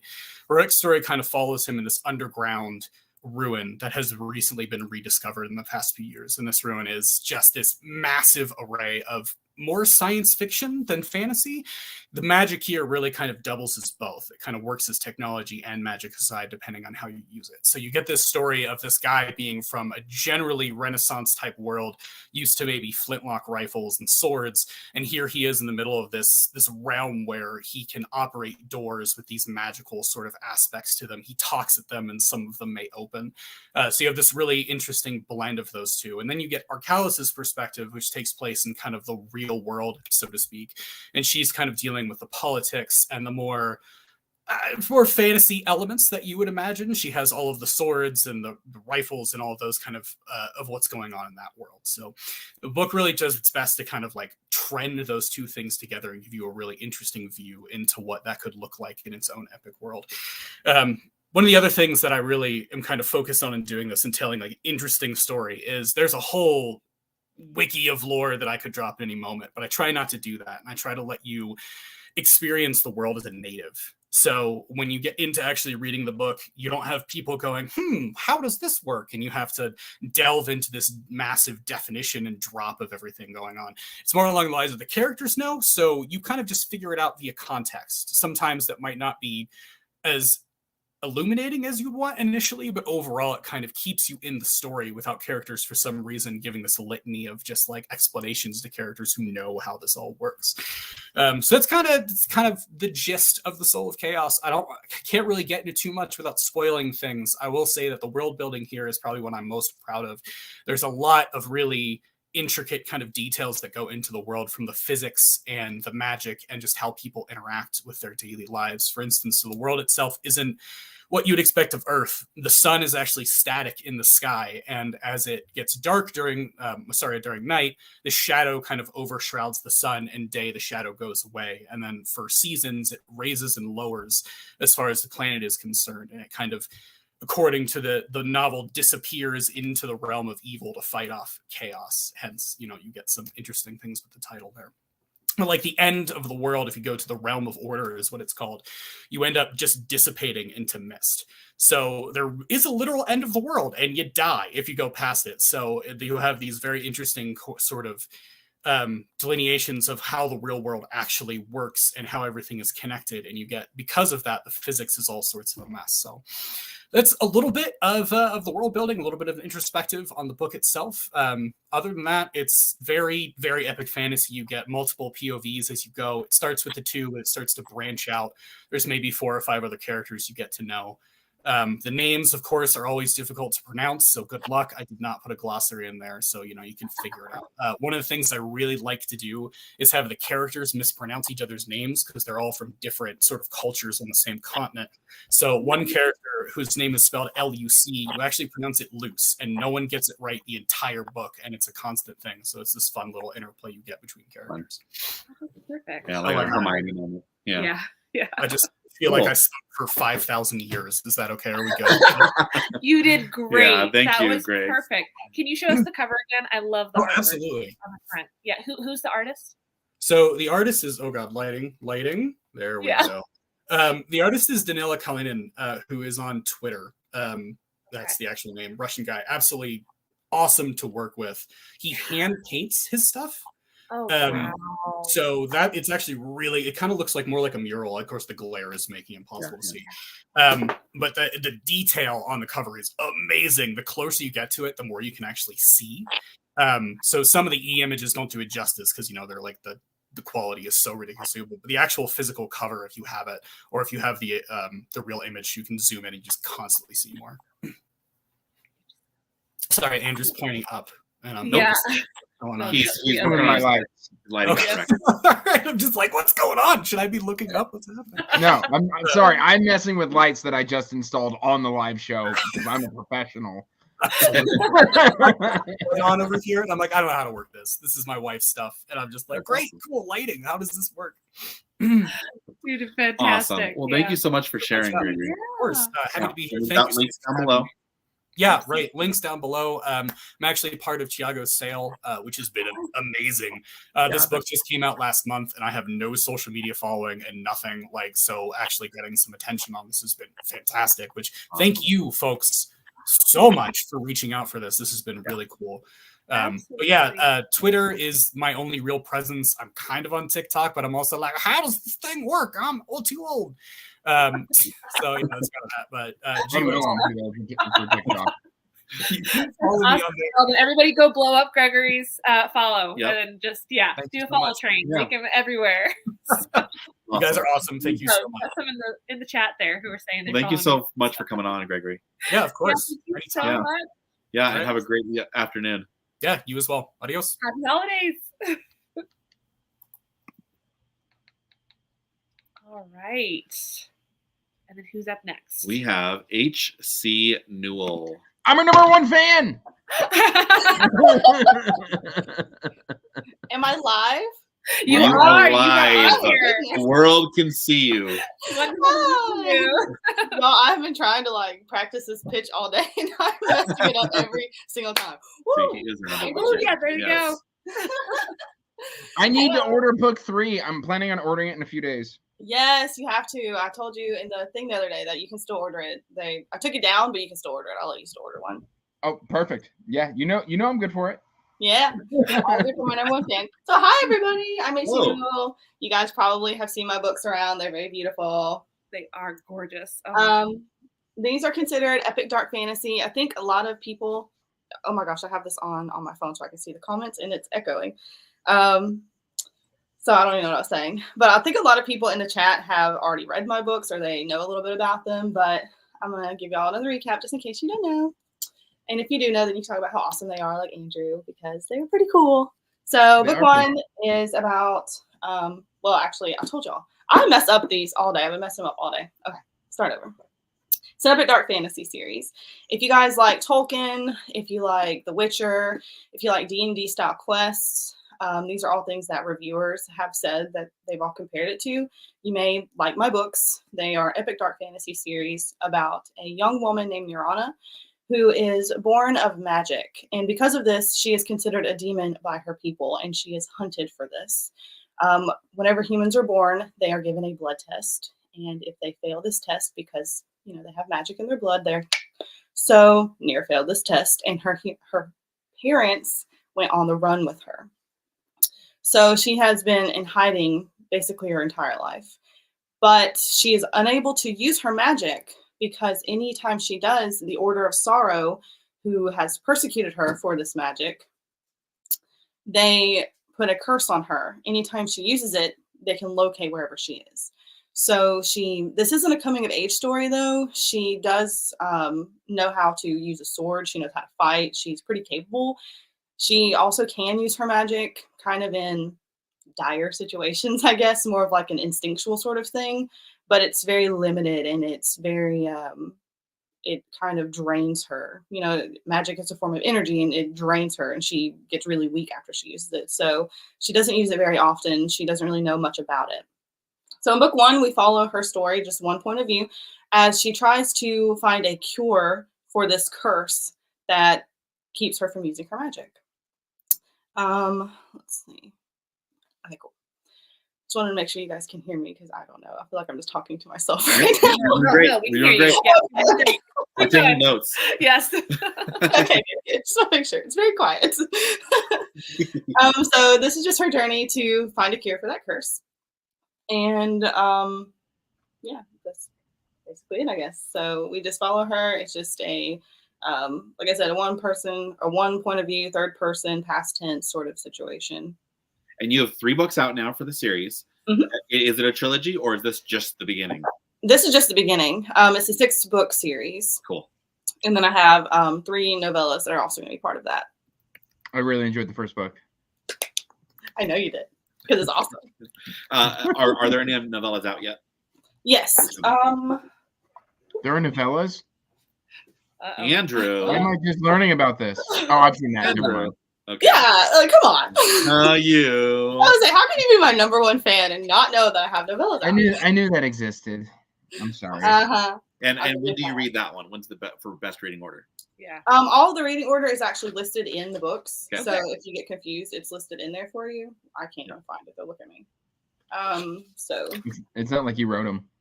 All right. So it says to be read after the Forbidden Realms. Oh. So it's book 1, book 2, The Banished, book 3. Also very smart. So it's all listed out for you. But all of my books, in book 1, we follow Nir, and it's just a one point of view. And then in book 2, we go to the desert, so across the entire country, and we follow another point of view of Ayla, who is also a sorceress. She is an Elvish or Avish sorceress, and non-humans consider sorcerers as saviors, while humans view them as demons. So Ayla is kind of viewed as more of a savior. And we follow Nirana's point of view, and we also follow Ayla's point of view. But it's kind of interesting because my points of view, they all follow Ayla or Nir's plot line. It's not like Ayla's over here doing her own thing and Nir's over here and they eventually come together. The Ayla's plot still follows Nir's story. It's all connected to her. It's really interesting. I don't really know how else to explain it. They're all kind of intertwined. We're gonna read the books. Yeah, definitely. Branches of a tree Yes, coming there you go. together into one trunk Yes. to form a story. So when we first meet Ayla, she's already connected to Nir's story somehow, and we learn that immediately. So it's not like they're just off on their own and they eventually come together. It's all following, like I said, Nir's story, and we are on the other side of the country, and we follow them through the desert as Ayla. If you guys have ever played Final Fantasy X, Ayla is kind of Yuna in disguise. She kind of has her storyline where she's on a pilgrimage to kind of save the world in a way. So while Nir is on a journey to get revenge for the Order of Sorrow for persecuting her and making her be viewed as a demon, Ayla is on a journey as a savior to save the world. So there's kind of like conflicting goals there, but they need each other and they have to work together and they're allies. So they come together and it shows their, different plots, I guess. And then, so these two stories lay the groundwork. You got a Nier story, you got Ayla's story, and then it all just kind of comes together in book 3. So they lay the groundwork, like I said. This is book 3. It's where the story really starts. And then we have 3 more books after this one. Okay. Awesome. So I hope I did a good job because I feel like You did Yes, great. absolutely. You did a great job. Yay! Go buy my books. Yes, Yeah. link down below to buy those. Yes. Yes. Excellent. Well done. Good job. Yes. Thank you so Yay! much And we for hit the coming on mark. today. Perfect. I didn't take too long. No, not at all. You're perfect. Yay! Thank y'all so much. Thank you. you for Have a joining great rest of your us. day. You too. Happy holidays. Bye. You know, I just realized I was wearing my Tiago hat. Oh, Yeah. there you go. Yep. Well, Excellent. we have now the. Oh, just a moment. We're getting this back in order. There we go. There we go. Andy, Hey guys, can you hear me okay? I Yes. can hear you. Woo! Great. Thank I've never gotten a chance to talk to you in person. I want to say it's so great to have another Andrew Beard buddy.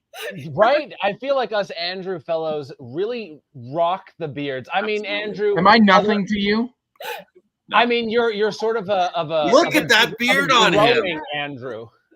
The funny thing is Andy doesn't actually have a chin. The beard is the only thing providing any kind of form and function here. That No, is Andy, 100% Andrew, what my Andy, wife tells me. She won't I'm let gonna me shave it all off. Yeah, he's not allowed to shave it. As you know, as the hair kind of retreats from here, it just kind of migrates down here. So this becomes this is like 5 weeks worth of growth. Yeah, that's why I wear a hat. It hasn't Exactly. gone away, but I'm waiting for it to go away.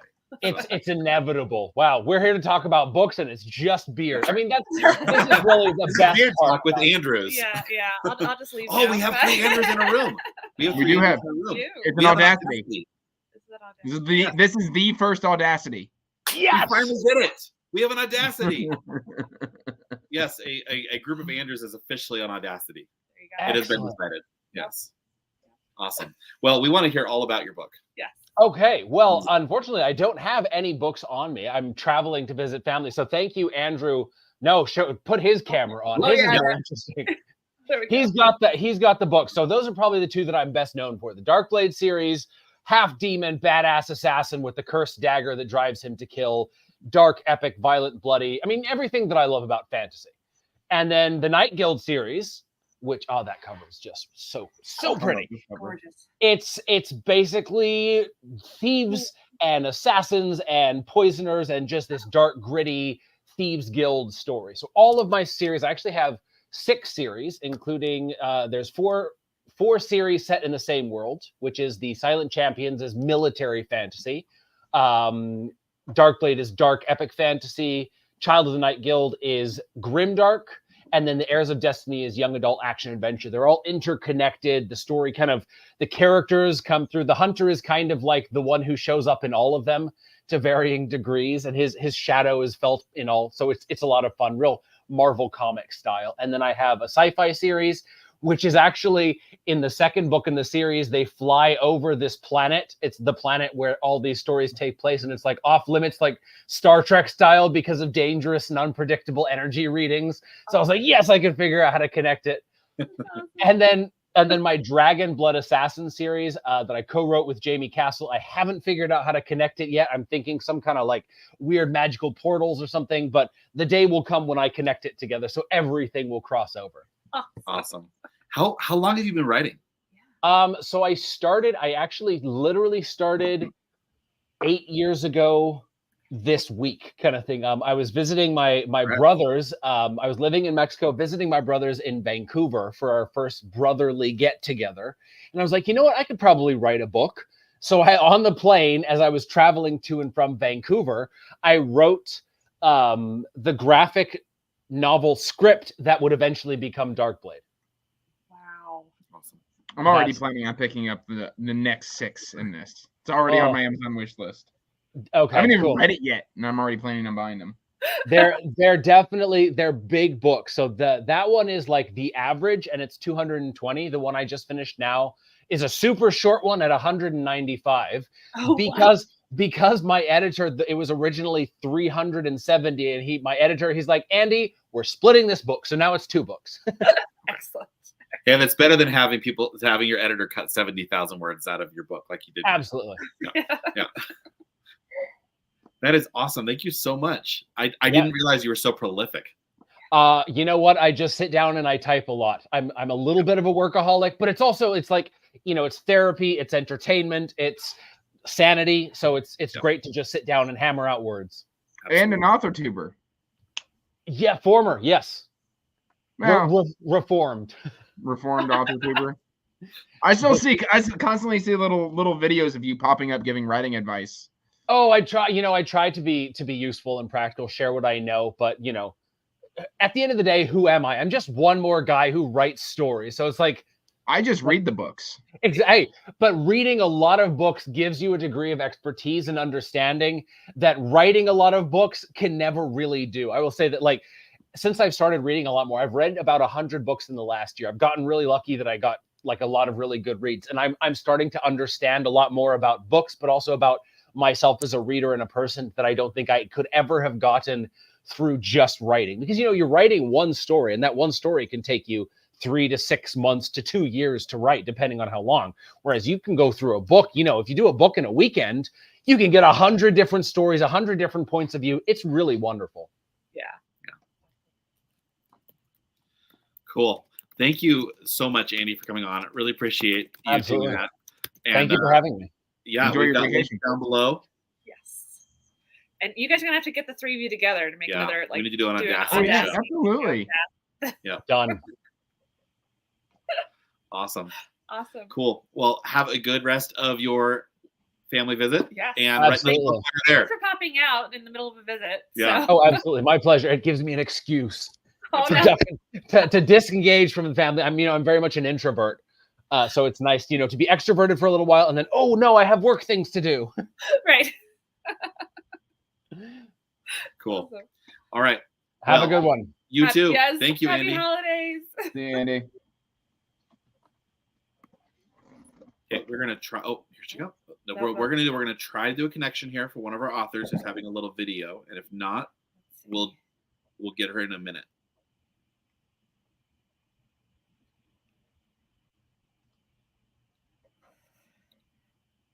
Here's her book. Can we hear you, Jackie? Can you hear us? No. No. Okay. It's not doing any So of it. we're gonna get back to Jackie in a minute, Okay. and we're gonna tap Mark in. He Mark, just got here. Surprise! Here he is. You're next. Hello. Good thing I was ready. I was just outside. Yay, that's my book. Hello. Happy I feel like Vanna White. Saturday night for you guys. Sunday morning for me in Sydney. Okay. Yeah. So hi. Well, thank you for joining so early. Yeah. Yeah, no, thank you very much for inviting me along. I appreciate it. So I get to talk about my books now. Yes. Please do. All right. So I have notes because I find talking about the story is very difficult for me without giving away major spoilers. So I made notes. Going to give you the background that leads into the story, and hopefully that's epic. So for those of you who don't know, I am Mark Timoney. I am the author of the Eye of Eternity series, and Andrew is being my amazing display person. Thank you very much. Those are the books, The Blood of the Spear and the novella Starbinder. So The Blood of the Spear is an epic fantasy steeped in prophecy and adventure. It follows two half-brothers, Carl and Darian, as they discover that they are the inheritors of a forbidden bloodline. So you see, for centuries, the summoners led humanity to heights undreamt of by their starfaring forefathers. But in the pursuit of power and immortality, 10 summoners opened a gateway to the void and fell prey to demonic possession. The war that followed destroyed the civilization that the summoners had built, and the Sundering changed the face of the world forever. At the war's end, a seer foresaw that with the tear in the veil, demons would forevermore hunt those born with the mark of the summoner.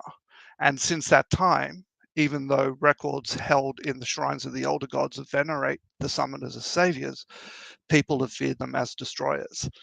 So any child born with the mark, or any man or woman upon whom it appears, is executed before they might fall prey to possession and unleash forces that can't be controlled. But in the chaotic years after the Sundering, other seers were plagued with conflicting visions and prophecies. They saw that the summoners would return, and that demonic hordes would also come again, and that an Emperos, the most powerful of all the summoners, would be born, and in their hands they would hold the world's salvation or its destruction. So 3,000 years later is where the Blood of the Spear takes off. And the broken continent of Athme still bears the scars of the War of the Summoners.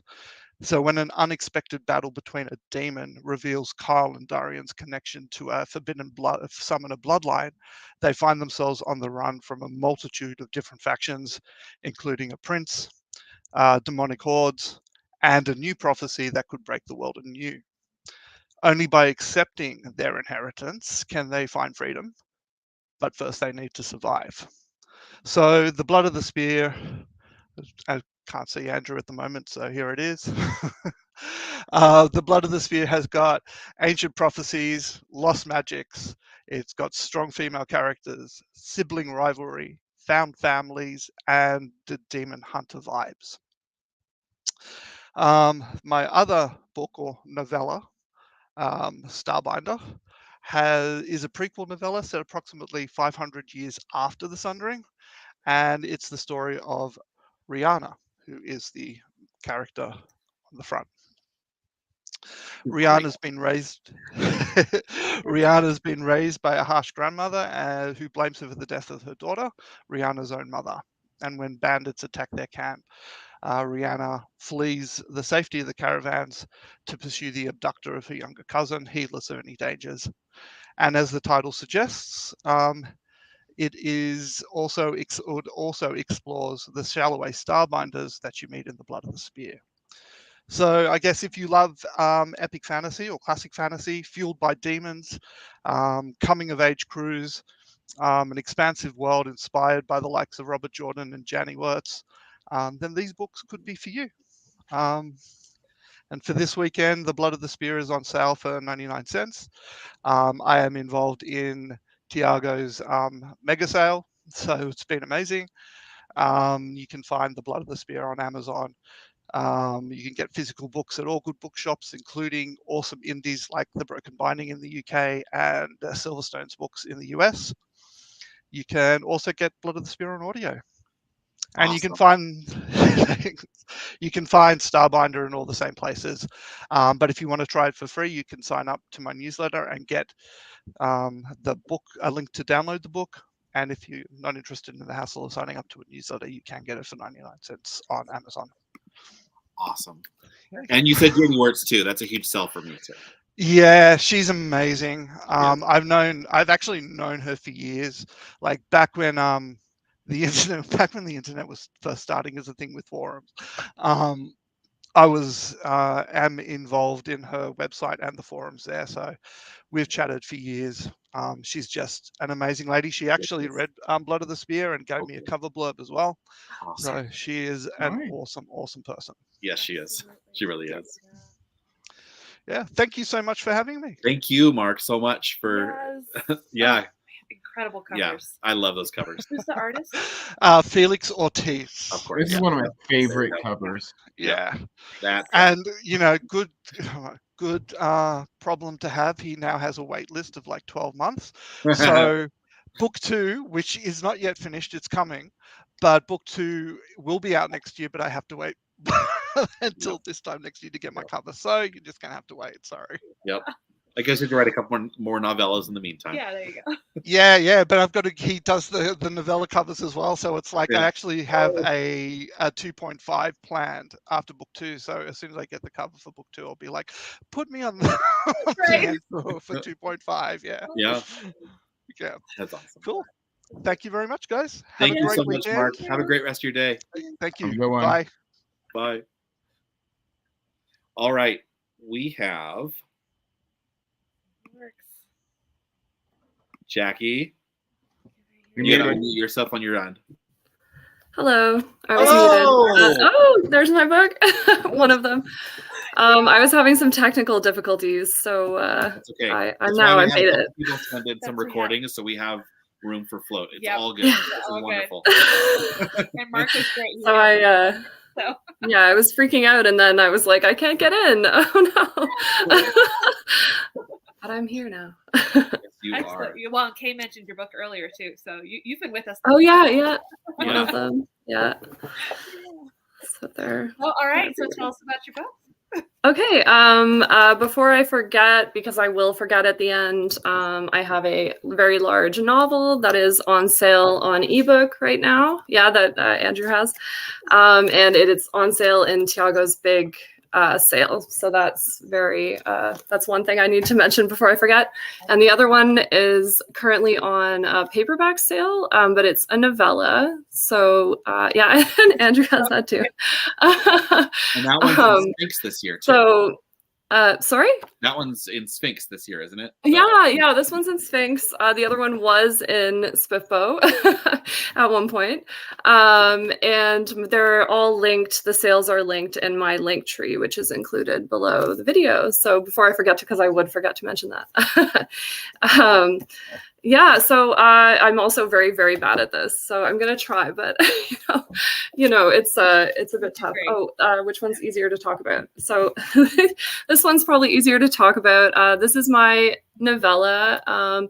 It is called Your Blood and Bones. It is a dark kind of fantasy novella, standalone, with some elements of horror, mostly body horror. So it has content warnings for body horror, self-harm, and gore, but it is pretty tame. It's just, compared to the other one, it's much darker. So if you like my other work, you might just want to be warned about that. And it's about a girl who is turning into a monster. And it's in a world where basically when people find these monsters, they kill them. So it's not a good thing to be turning into a monster, if that wasn't obvious from the name. This is kind of experimental. None of the characters have names. None of the places have names. It's an interesting one. And it's in Sphinx. What else should I say about this one? Like I said, I'm very, very bad at this. Some people have described it as a dark fairy tale, an original dark fairy tale. So it's not a retelling of anything. It is inspired by a song. And yeah, it's like a journey, searching for hope, like a reason to live. And, finding it and then losing it and then finding it, etc. Just as hope tends to be in real life. And it's very beautiful. What song is it inspired by?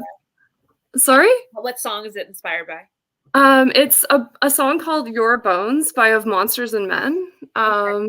It's fun to listen to before, during, or after reading. I think people have enjoyed that kind of connection. That's so cool. Yeah, it kind of came to me like almost just like through an obsession. Like I played the song like 500 times and I just kind of like thought of the story while I was playing the song 500 times. So why no character names and no place names? Just so I think like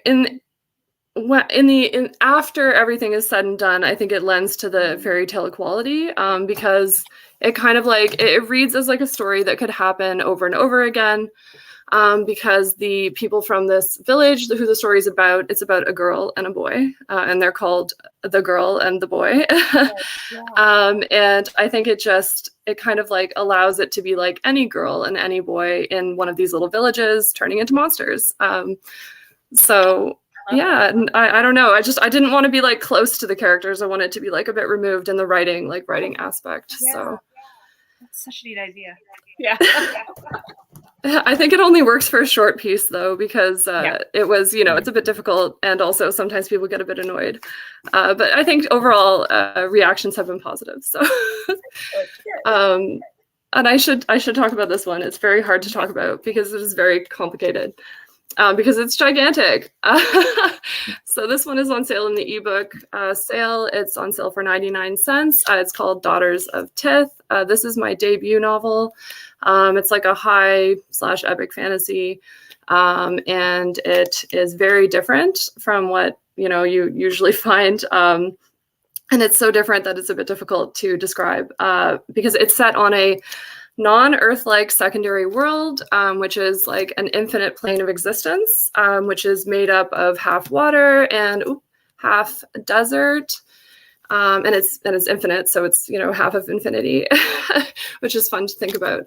And it features a non-human people who live here on this very strange world. And what else? They're not, they're humanoid, but they're very philosophically different from humans. It's basically about like these people have lost their purpose, and it's trying to get back to the purpose, and whether they should go back to their purpose, and that's basically what it's about. And it's an interesting, different story structure, different place, different magic, different characters, just very different. You'll enjoy it if you like massive world building. I'm reading notes now. New worlds and experiences. And conversation. So there's a lot of talking in this book. And a lot of the conversations are characters actually changing through conversation, which I think isn't very common, or at least I haven't found it to be very common. So most of the conversations are very complicated, complex. It's a slower build with emotional payoffs, and there's no romance. And it's about 5 sisters, and I don't think I can do any better than that. This is the hardcover. It's very pretty. Oh yeah, there you go. I couldn't see that. That is gorgeous. I just noticed that this was underneath here, by the way. Oh yeah. Oh, yeah, and that's Tith, I should say. So it's called Daughters of Tith, and this big tree, the one in the middle, that is Tith. So if that makes that more interesting for you. So it's about his daughters. Good job. So beautiful. Yeah, well done. Good job. And Good guys, job. the ebook, Oh, that thank you. haunted book for only 99 cents. So you got to check stupid that out. Yeah, Yeah. it's very big Oh and my very goodness. fun. That is quite the deal. Yes, How many thank pages? you. Thank you so much, guys. Thank you. Oh my God. You did great. Great. Fine. Happy That was very holidays. stressful, but wonderful. Okay, bye. Happy holidays.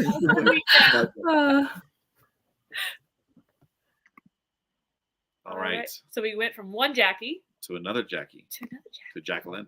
Jackie. Jackie Hagen. Yeah. Sorry, I got so excited. Hey. We all did. I am so excited. So I am actually listening to Wickwire Watch right now. Really? As audiobook. I love it. It is so good. Oh, Oh awesome. my goodness. I was going to tell you, Andrew, if you'd given me a couple months more warning, I would have had time to change my name to Andrew and maybe grow, a little Yes. bit of beard to kind of match the theme. But I appreciate what? you inviting me on.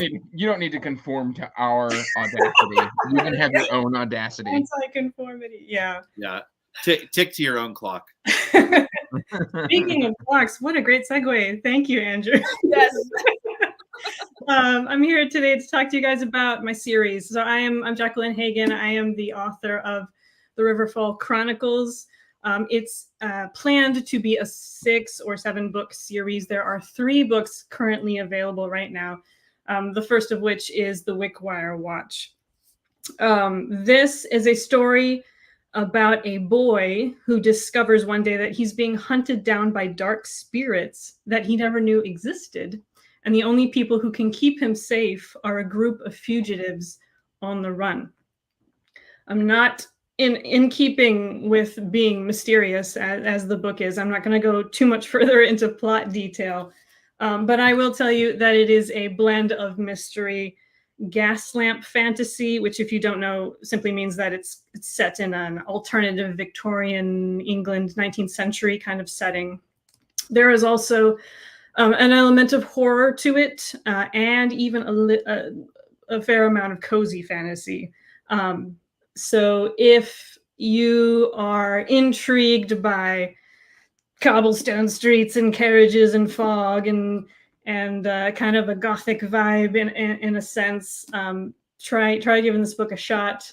Like I said, this is the very first one. I am very fortunate as well to be a SPIFBO 9 finalist.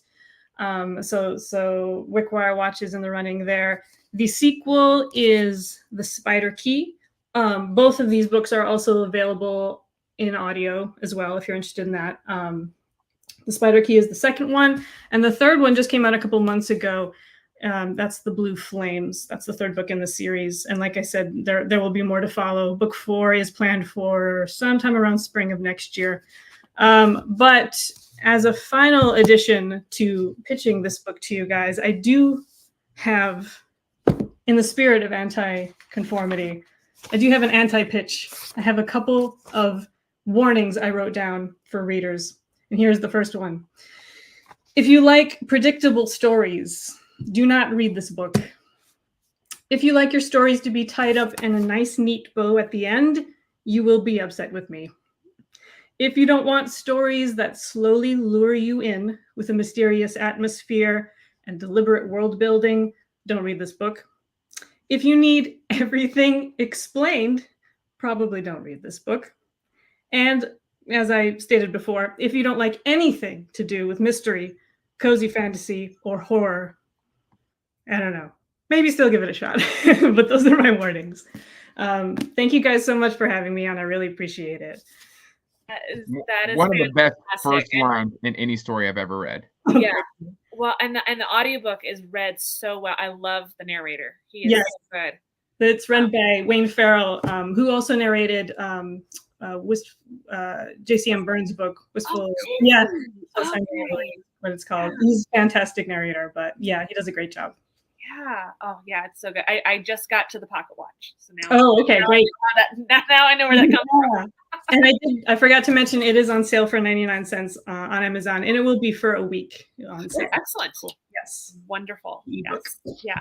Yeah. And like she said, it's a finalist. And it's just, yeah, I hope you see all these people going crazy about your book in the chat over here. It has been such a good read. Yeah. Everyone's been talking about it, and everyone's been telling me you have to read this book because I love mystery and I love cozy. And 19th century and all of that. They're like, okay, you have to read this. You'll have to tell me what you think when you finish it. Oh, absolutely. Yeah. No, Okay. we need to do an interview. So now that I've met you, I can invite you. There you go. There you go. Perfect. Thank you, guys. Yes, thank you so much. Awesome. Thank you so much, Jack. Happy holidays to you all. Happy holidays. Thank you. And again, links below. So be sure to check out her book and on sale for a whole week. Yeah. So yeah. Excellent. All right. We have EC Ed Grieve is coming on now. Can On you the hear other me side all of the right? world. From the I was gonna say it's sunny there. What? Yeah. Can you hear me all right? Yes, Sure can. yeah. Yeah, sweet. I was going to say, look at that. We actually have summer weather for the first. It was pissing down yesterday. Oh, wait, that's probably a Kiwiism. It was raining yesterday. Actually, I shit you not. I was talking to Al Lyons, and I had to find like a list of all the slang we use that she had no idea about. Like we'll say like choice as, bro, but that just means cool. And like that's so hard to do. But yeah, it's been miserable here. So now it's nice to have actual good summer Kiwi weather. Yeah. Yeah. So Her good to be with sister you. was there for a year, and so she came back saying "sweet ass." all the Yeah. You say sweet as Yeah. and yeah, nah. Yeah, I know. I have to explain it's the last word in that. So if it's yeah, nah, then it's no. If it's nah, yeah, then it's yes. I don't know. Okay. Okay. I'm so in now. sorry. Yeah. Sweet. So Well, I am very excited to hear about your book. Yes. yeah, I didn't practice or anything. I was winging That's okay. it. Go for it. I wrote Daughter of the Beast. It's and it is part of the Vyshivka trilogy. That's named for Ukrainian stitching, but I deliberately spelt it wrong. And now I kind of regret it. But that's named after this, which is Vyshivanka. It's like they used to, back in the medieval times or before, they'd embroider stuff that meant stuff, but now it's just cool patterns. And the books themselves are sort of dark Slavic fantasy coming of age story that follows a little girl who's captured by these giant dog people and raised by them. And the story follows her, I suppose you could call it like a descent into becoming as they are. So she goes from wanting to escape to sort of embracing the culture. She's raised and trained with their own pups, their own children, to become a raider. She has no idea why. And so people who've read the first one may be a little disappointed that actual explanation isn't fully told in that, but that's because there are 3 of them.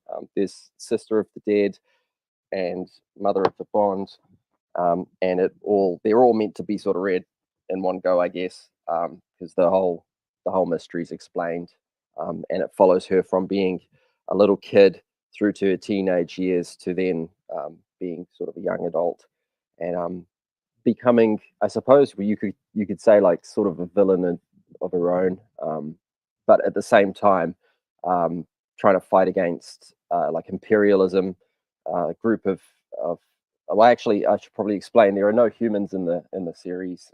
She's a Kikimora, and then there are Domovoi, which they call goblins.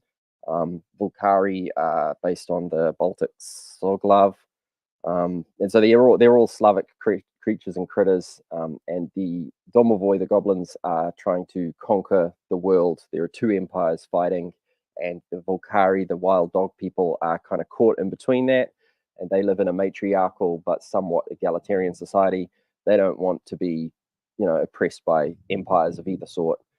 So they ally with them as convenient, but basically want to be free. And so the story follows her being used as a tool to attain that freedom and embracing it.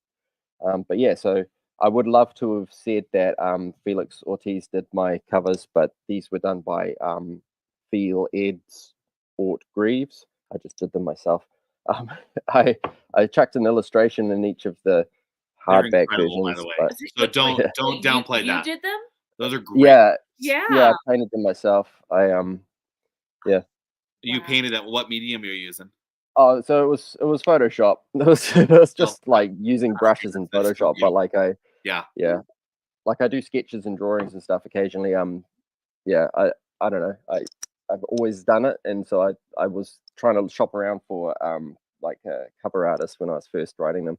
Yeah. And my sister was like, "Don't you do drawings anyway?" I was like, "Oh yeah, I kind of do." She was like, "You should just do it," because I've done like thumbnails of what I wanted them to look like. She was like, "Just actually paint one," So I did. Well, you did incredible. So Yeah. Oh, thank you. Yeah, and the font too, because that's part of it too, right? Is getting a font. Getting your layout right. Yeah. Yeah. I put them up for feedback online. A guy was asking about that, and he suggested changing the mother of, sister of, etc. from gold to white. But I did them like kind of 3D because I was really hoping there was a place I could get them so that bit would like stick out. You know how you can get that on some books. It's like bubbly. I don't know what it's called. But I couldn't, so I just made it look like it was. But maybe not. Yeah.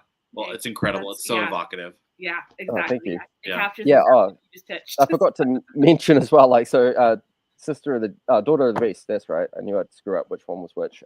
This one is in SPFBO as a finalist now as well. Yeah. Team Bookborn.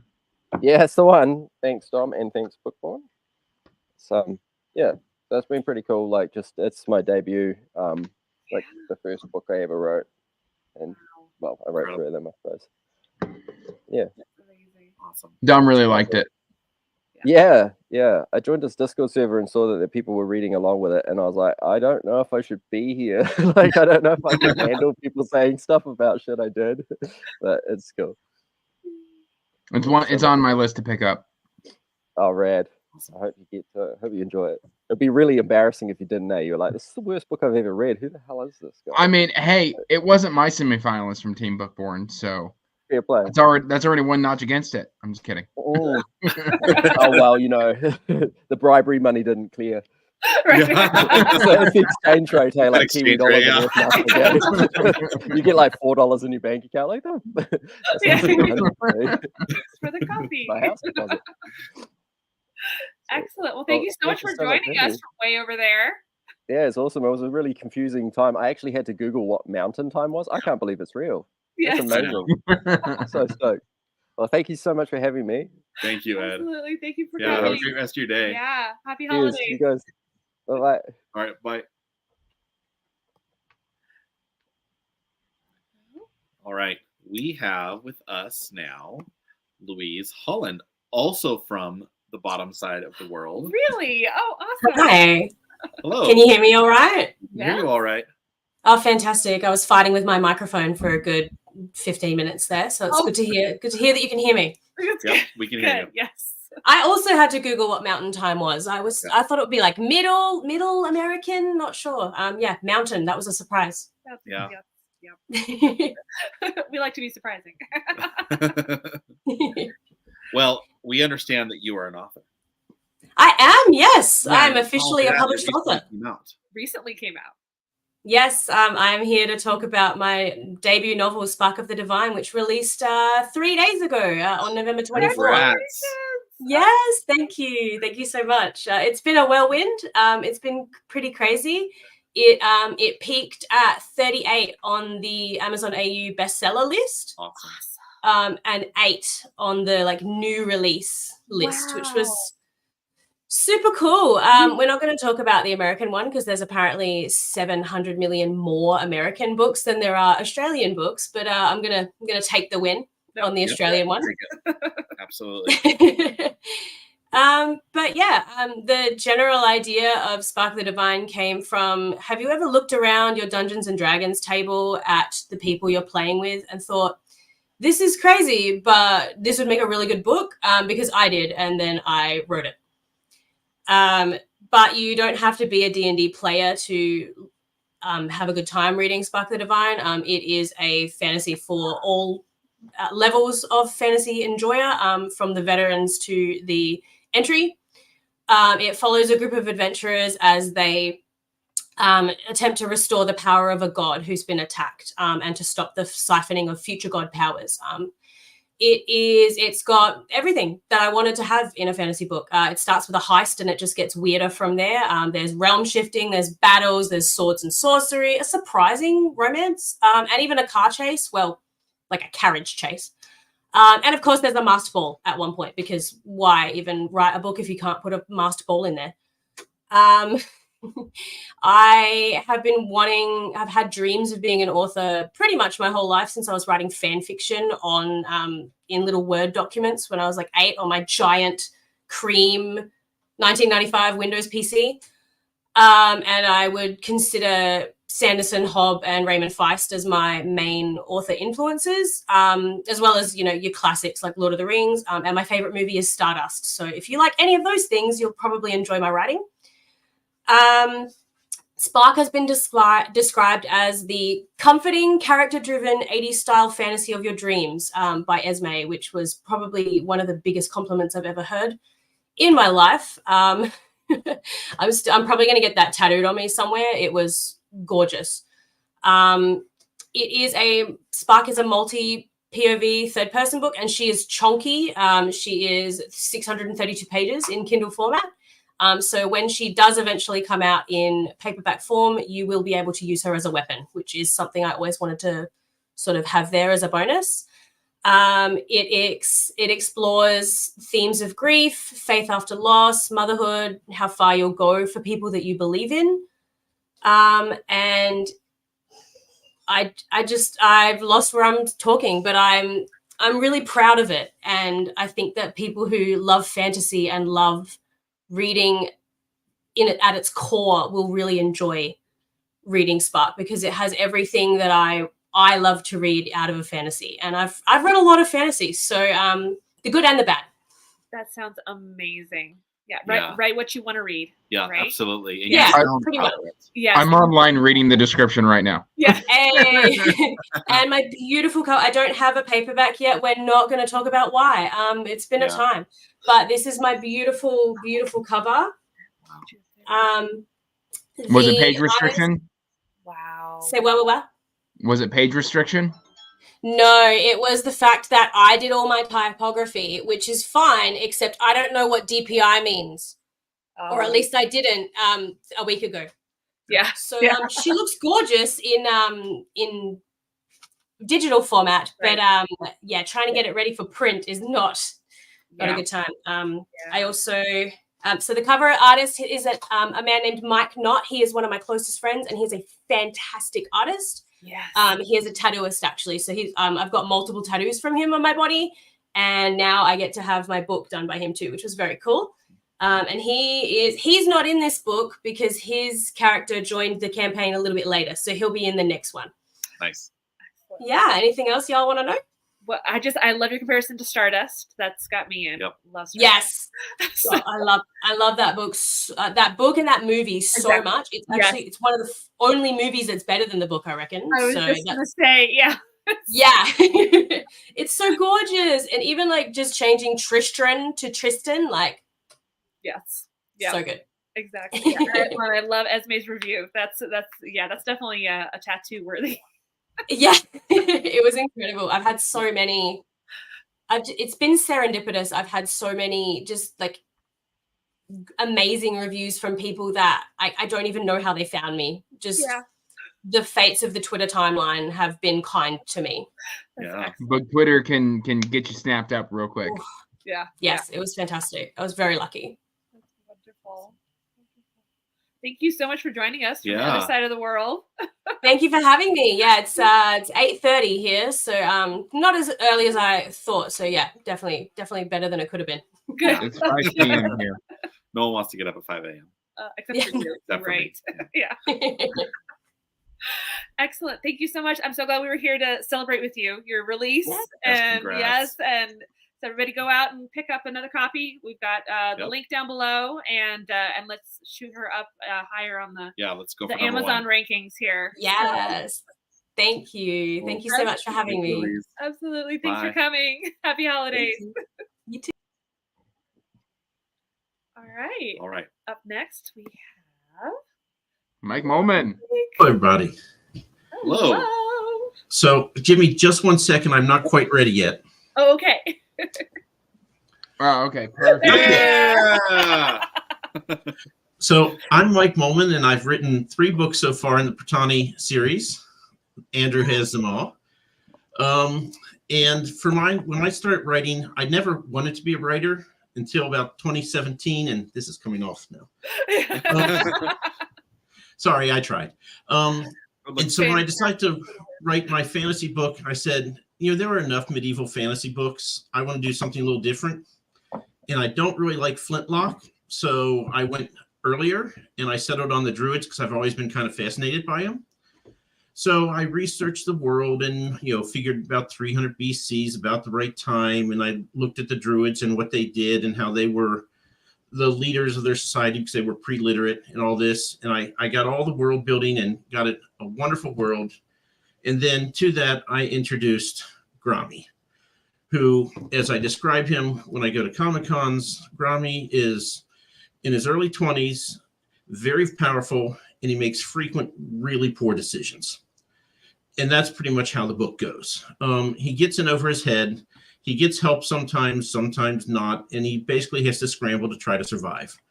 And in the wake of his disasters, he pulls the rest of the world with him, and it's going to conclude with an all-out battle in the 7th and final book. And that's pretty much the series. I don't know what else to tell you. When I get feedback from Grommy, the number one complaint I get is that they don't like the main character. And I don't want to tell people they're wrong, but when I wrote this, I was like, is he really dumb enough to do that? Yes. Yes, he is. So I'm kind of laughing at him as I'm writing him. So if you take him seriously and you want to, I'm like, no, he's an idiot. Don't pin all your hopes on him. It will not go well. Yeah. So that's kind of the world I wrote. So when did book 3 come out? Book 3 came out in December of last year, and book 4 will be coming out in January. Okay, coming up. And then I talked to a number of writers because I struggled. Awesome map. I talked to a lot of writers, and I said, I've just been struggling this book 4. It's just been so hard. And the one looked at me and goes, are you trying to write a 7-book series in one after the other with no breaks? And I'm like, yeah, why not? And he's like, that's the dumbest thing you can do. You'll get ground into dust. So I'm going to depart and go to 24th Century Mars as soon as this book is published. Okay. And then I will come back and do the next book in this series. So yeah, that'll be a great way to cleanse the palate. yeah. I don't know. I pulled up one thing. The first knockdown drag out review that I got, and I was just floored. And I was like, he clearly didn't read the right book. But Nick P. from the book scene, he wrote A spellbinding adventure with intrigue, high-stakes conflict, fun, great characters, rich world building, and of course, lashings of awesome druidic magic. And I read that, I'm like, what book did he read? I gotta get that. So it's been amazing. I wanted to publish a book because I could, and I wanted to be decent. And what I've got has been way over whatever I had ever expected. So yeah, it's been a wild ride, and now I'm convinced I just must write books. So I will write them till God knows when. Awesome. I love it. I'll read them. Yep. Cool. Well, thank you so much for coming on, Mike. We really appreciate it. Thank you. We have got links down below. I got my hand on the right spot now. Oh, Down I should below. probably mention I am also in Chiago's sale. Awesome. Yep. All 3 of my books are 99 cents. Excellent. And I don't remember signing up for EL Cannons, but I did apparently.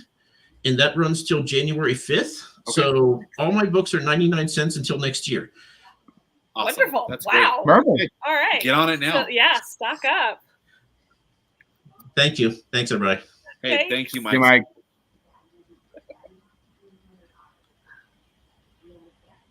Sorry, guys. Balancing different things here. All Okay. right. We have. So up we with have us- my friend Brooke Peterson. Uh-oh. She coming Here she through? comes, yep. Hi, you guys. Yes, hello. Hello. It's so great to see you guys. Thank you for having me. Absolutely. Welcome or thank you for joining us. Yeah, we're going to change gears. Yes, let's. yes. This is a big gear change. That's okay. We've hit several different genres over the last gosh, how have we been going for 2 hours now? 2 hours. Yeah. Yes. So, Nice. yeah, it's been great. We have something for everybody. So, Brooke, what do you write? What genre first? And then tell us. About Yeah.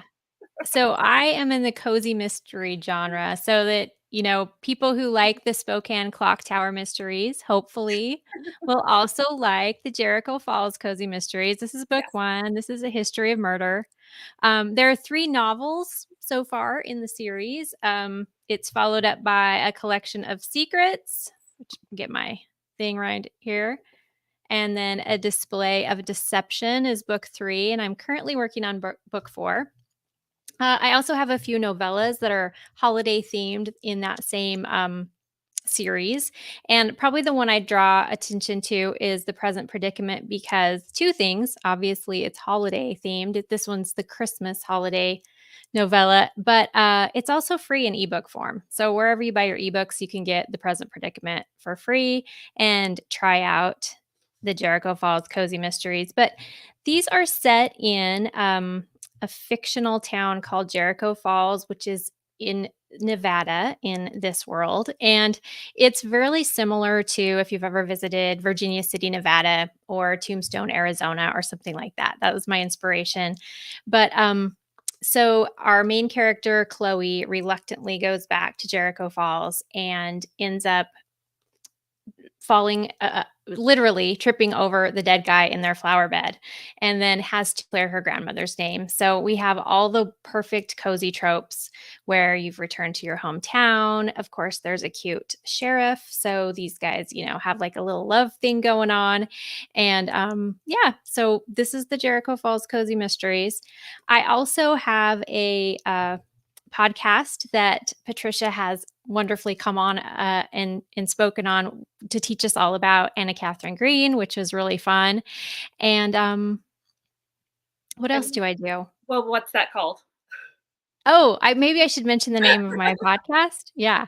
Clued in Mystery. And I co-host that with Sarah M. Stephen, who's also a mystery author, and she's just great. And we really approach that from the position of fans. So we talk all things mystery as far as, you know, we do author bios and we talk about tropes. We talk about TV shows. We just kind of just cover the gamut of the mystery space and have a lot of fun. And the history behind it and everything. The other thing I wanted to say that I love about her series is the snarky grandma. She's got a I do have a thing for grandma and granddaughter relationships, but I do love grandma too. Grandma Lily is kind of a hoot. They have a fantastic relationship. It's so, yeah, it's very, yes. Yeah, completely switching from some of the other fantasies we've been talking about. This is cozy, heartwarming. I don't want to say Hallmark because it's different than Hallmark. So, but it's, just that comforting, especially the Christmas one is just a comforting Christmas classic. Good one to curl up with at this time. Thank you of so year. much. So, Hey, I would take a Hallmark contract. yeah, Come on. okay. Excellent. Yeah.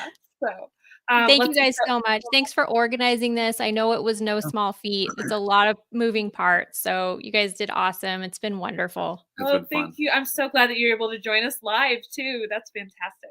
Yeah, that was great. Yeah. So let's see. We'll have a link for your books down below, and Perfect. Like you said, the Christmas one's free right now, right? It has been free for Okay. a really long time, but I will mention that might be ending in 2024. So Okay. it's a good time to go For snatch it up. Christmas, pick it up, and then you've got an easy Yola Boca Flood read for that night. So yeah, Exactly. perfect. Excellent. Thank Well, you so much. guys. Yeah, Thank thanks, you, Brooke. Brooke. Happy holidays. Thank you, you too. All right, and then up next we have Derek. Bailey. Here he comes. Hello. Hey, everyone. Hey, Derek. How are you? Welcome. Good. How are you guys doing? I'm doing great. Good. Thanks for having me here, and thanks for hosting this. Yeah, it's great to see you in Absolutely. person now too. We just talk online. Yeah. I know. We've had so many chats. It feels like Yeah. we've met, but we haven't. But yeah, great to be here. So for those who don't know me, I'm Derek Bailey, the author of several kind of unrelated books. I've got one that's like a modern mythology, where 5 gods create a world out of nothing. I've got one that's more of like a high school, YA superhero fantasy. But the one I want to talk about today is the Voidwalker collection that Kay actually mentioned at the beginning, and Nico as well. So this is the one that's on sale as part of Tiago's like indie sale on the ebook version. Obviously, this is the paperback, so it does have a paperback and hardcover edition as well. So this is a bind up of 8 episodic novellas that tell the story of a man who lives kind of in, a world that's pretty much just our own. But at night, he goes to this kind of creepy, mysterious manor that's more supernatural. And there's these fancy people that throw really lavish parties, but then things start to go wrong and get really violent and get really dark. And he starts trying to figure out, okay, what's happening? Is this like a dream? Is this a psychotic breakdown? Is this something more supernatural in nature? What's happening? It starts to affect, his daily life as he starts to go through some personal drama. And like Kay said at the beginning, it's definitely a little bit spooky, kind of like a little bit of Black Mirror or Twilight Zone or something like that.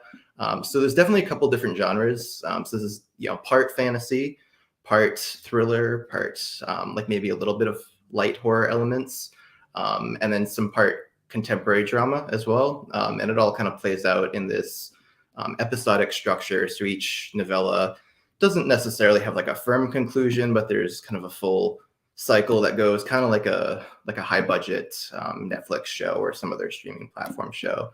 And that sort of, runs through all the different stuff. Little hard to get into specifics because it is very much like a mystery in nature. So you're not really supposed to know what's going on, maybe who is good, who's bad, if you can really trust everything that the main character tells you through his first person perspective. So that's kind of the general gist of what this is about without getting into details. Nico has an amazing review of it on his channel if you want to check that out. Like I said, it is 99 cents as part of Tiago's sale. So if you want to check it out there, definitely do so. It's also available as part of like 8 separate Kindle versions as well. I'd actually released them individually first, and then I did this bind up. So the first 2 of those are free for, I think, the whole weekend. So if you want to just check them out, without any price tag whatsoever, feel free to do that. So that's kind of like my general pitch. I think this would, work best for somebody who's interested in thriller type elements, for sure. Maybe that genre blending. I think we've had a couple authors on here today that have a nice little genre salad. So if that's kind of your thing, I think this could definitely work for you. It's parts portal fantasy for sure, but it definitely dives into other types of fantasy and thriller type of subgenres. So definitely kind of a weird mix. If you're looking for something different, or if you just like the episodic structure and kind of reading it between other things, I think a lot of people have done that with good success. So I don't want to say it's quite like a palate cleanser in the same way that maybe like a Dresden book is, because this does deal with some heavier themes. And I should have mentioned, this is definitely it's a firm, I would say 18 plus. There is some language, some other types of adult content in there. I think it's pretty tame compared to things like Dresden or The Witcher, stuff like that. But it's definitely there. So just a quick warning there. So yeah, that's pretty much what I have for you guys today. Yeah, well, Kay described it as Clue meets Black Mirror. Yes, yeah, Clue meets Black Mirror. I've read the first novella. I've read the first novella, and I'm treating it episodically. So like whenever I feel the call for the next novella, I'll just reach for it, and I've got the ebook as well. That's awesome. Yeah, I kind of wrote it with that intent in mind too, where it's like if you want to just read it like a little bit here, a little bit there, you can totally do that. The individual novellas will actually have like a recap, like the individual Kindle versions. I didn't do that for the collection just because it's kind of all one book, but yeah, it's kind of meant to be flexible in that way. Wow. That's great. Yeah. Thank you I so like much. the writing of what I've read so far. Yeah. Yeah. And Kay was saying she's really digging it right now. Yeah. Yeah. It was supposed to be a buddy read, and then she dipped out on me and waited too long, and then now like I'm sitting here and I was like, I don't have time to read it. She zigged and you zagged. I mean, she did have a wedding that month, to be fair. So Yeah, I mean, if we're gonna cut her some slack, fine. Yeah. Excellent. Well, thank you so much, Derek. yeah, thank you all, and I hope everybody has awesome weekend and awesome the holidays coming up. So whatever it is you celebrate, I hope it's amazing. Yes. Yep. Yeah. Links down below. Pick it up, and I love the idea of being able to like sample it, a couple Yeah. free ones, and then Yeah. just pick up the whole thing. So awesome. Cool. That sounds Thank great. you so much, Derek. Have a good rest of your weekend. It was good talking to you, Derek. Bye. All right, and then We have Mr. Rob. Hello. Hello. Hi, everybody. Thanks for having How are me. you?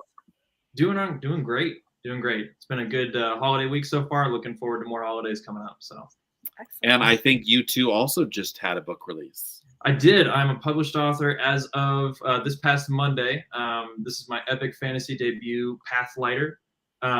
It is Greek mythology inspired, so not technically Greek mythology, just a lot of the themes from Greek mythology have inspired it, such as deities being more of a reflection of the world as it is, rather than what people want to be right, as well as heroes using their wits as well as their strengths to overcome challenges. That's something that I really enjoy.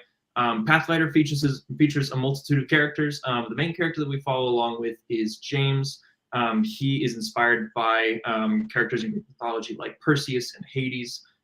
Really has a lot of disdain for the gods, really is very upset with his lot in life, but still has a connection with the flame from the gods' temple. There also are run-ins with crazy Titan-like characters, many fearsome beasts. I think Matt from Beard of Darkness put out a review that said that he found my monsters to be horrifying, which I take as a point of pride. But I have visual aids for its influences as well. So the Odyssey by Homer is a big one. Frankenstein inspired a lot of the characters that I've written, as well as more contemporary stuff like Percy Jackson and the Olympians or Clash of the Titans, if you're a fan of epic schlocky movies. So yeah, I've been really excited to finally have this book out. It's been in the works for a very long time. And if you like stuff with unresolved trauma, God-driven magic, scary monsters, scrubbed history, a ragtag group of adventurers, and MC that's very distrusting, I think that this book would be amazing for you. Awesome. Which I is see why I need Tori's to be down there, and you just said Motley Crue. So. Yeah. Motley Crue is her sell point. Oh yeah, absolutely. It's a big selling point of mine, Tori. Awesome. The instant I heard about this one, I added it to my list. Yeah.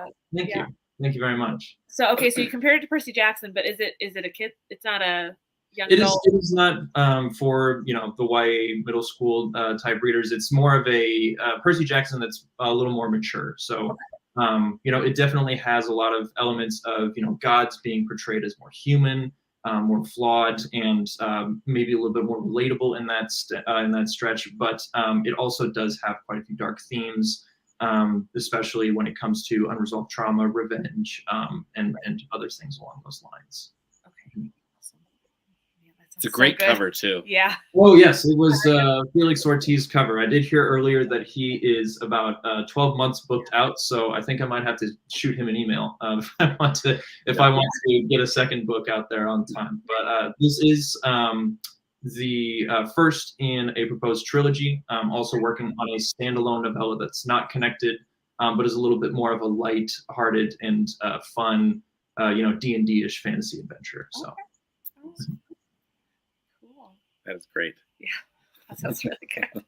Well, congratulations on release week. And welcome to That's welcome to the author. Now you're an author. I know it's a lot to take in, but it's been a great journey so far. Thank you so much for having me here. Let me talk about it a little bit more. Absolutely. Yeah, thank you so much, Rob. Yeah, so definitely, pick up a copy. Link down below. Absolutely. And let's we'll get his rank up too. Yeah. On Amazon. Just go Launch crazy. week's important. Yeah, launch week is gonna kill it. So that's awesome. Congratulations. Thank you very much. Have a great day. Thank you for coming. Yeah. Happy holidays. Happy holidays. All right, and then now we have Miss Rachel, my dear friend. Hello. Hello. So again, we're going to turn hard left here into not fantasy. So Rachel, what do you write? What genre? And then tell us a little bit about your series. Okay. I write historical fiction. So the series I have going right now is called Once Upon a Western, and they're all historical fiction set in the American West, but they're also all fairy tale retellings. So they're technically teen fiction, also enjoyed by adults, sometimes enjoyed by younger kids than teens, just kind of depends on your reading ability. But the newest one that came out is My Rock and My Refuge, which came out last year, and it won a Willa Award and also a Pencraft Award recently. This one is a Beauty and the Beast retelling set in the Colorado mining communities, gold mining, silver mining, that kind of thing. It's about a German immigrant and her brother who take jobs working for a wealthy recluse with, he's got a lot of facial scarring from an animal attack, and then Beauty and the Beast kind of story results. And the one before that was Dancing in Donuts, which is a 12 Dancing Princesses retelling set in Kansas. It's got a Civil War veteran who is trying to solve the mystery of who is spiking the punch or the apple cider at a dance hall run by a family with 12 daughters. The one before that was One Bad Apple, which is Snow White and the Seven Dwarfs, set in a wagon train on its way to Kansas. The wagon train is primarily made up of Black pioneers who are heading to Kansas to start new lives, but then they pick up 7 white orphans who are stranded alongside the road, and one of the orphans slowly discovers that the beautiful wife of the person kind of heading the wagon train is up to a lot of very bad things and causing some trouble. And the very first one was Cloaked, which is a Little Red Riding Hood retelling, which is set in Wyoming. It's about a 16-year-old girl who goes to visit her grandmother, and there's someone that her grandmother has hired as an accountant who is definitely not a great guy, wolf in sheep's clothing kind of thing, and the main character has to figure out how to stop him from ruining everything, basically. And I told them to you in reverse order because you can read these books in any order. They are a series, but they're all standalones. So they're interconnected, but they are not necessarily, you don't have to read them in a specific order. They're interconnected because characters from one will show up in later books, but they're not necessarily, they're not in a specific order. In fact, I've been writing them out of order because this one is in the 1880s, This one is the 1870s. This is the 1860s. This one is the 1870s also. So not writing them in the like chronological order. You don't have to read them in any order. Just kind of pick the one that sounds the most interesting and start there. That's pretty much what I got for you. Absolutely. I did want to make sure we mentioned that you can read them in any order. So I started with the 12 Dancing Princesses one because that's one of my favorite fairy tales, and so I loved the history in that and the mystery, and it's clear you do a lot of research for all your writing. I do. I also write a newspaper column on Old West history, so I'm always researching. I'm always learning. Things that I learn while I'm researching my books will feed into that. Things that I learn for the newspaper column will feed into my books. So exactly, yeah, and then how it just all ties together. So do you go to a specific historical town or anything to do any research? Do you do any hands-on research, or is it all online? I do hands-on research when I can. Like we do have family that lives in the Midwest and in the West, and so when we visit them, I will try to hit up museums, historical sites, anything like that. I traveled a lot through the West when I was a kid. My family liked to take long vacations, so one vacation we followed the entire Oregon Trail all the way from Independence, Missouri to Oregon, and just seeing Windlass Hill in real life and stopping at Pony Express stations and things like that. Wow. Cool. None of you caught dysentery? I did not catch dysentery. None of us got bitten by snake. We didn't have to ford any rivers and lose our clothing and all our supplies or anything. But we lucked out. Yeah, we've been playing the card game version of Oregon Trail with our kids. It's been no one survived it yet. No. It is tricky. We have learned somehow. My middle child, she's always the one with all the things we need. Oh, somebody needs medicine. I have medicine. Yeah. Oh, we're running out of food. I have food. Yeah. Don't know why that happens. Exactly. It's so funny. All right, so we can find your books. The link down below, and there's a couple sales going on. Yes. Right? So all of my ebooks for these for Kindle are 99 cents right now. And they will be through Cyber Monday. So now is a good time to pick them up if you read Kindle books. If you don't, just have to pay the regular price. That's okay. And you can order signed copies from Rachel also, which is what I have. So yes, you can. Nice copies. Yeah, they're beautiful. Yep. So I forget you do the art, the cover? I do not do the art. My sister-in-law is my cover artist. Actually, she is a degree in digital art, and so I love the Americana historical. Yeah, it's perfect. Yeah, they have a good vibe. Yeah, absolutely. Excellent. Well, thank you so much for joining us, Rachel. Thanks for having me. Yeah, thanks. Happy holidays. Merry Christmas. Merry Christmas. All right, and then that's actually all we have for live people. We have a couple more videos though that we would love to share with you. So hold on to your hats.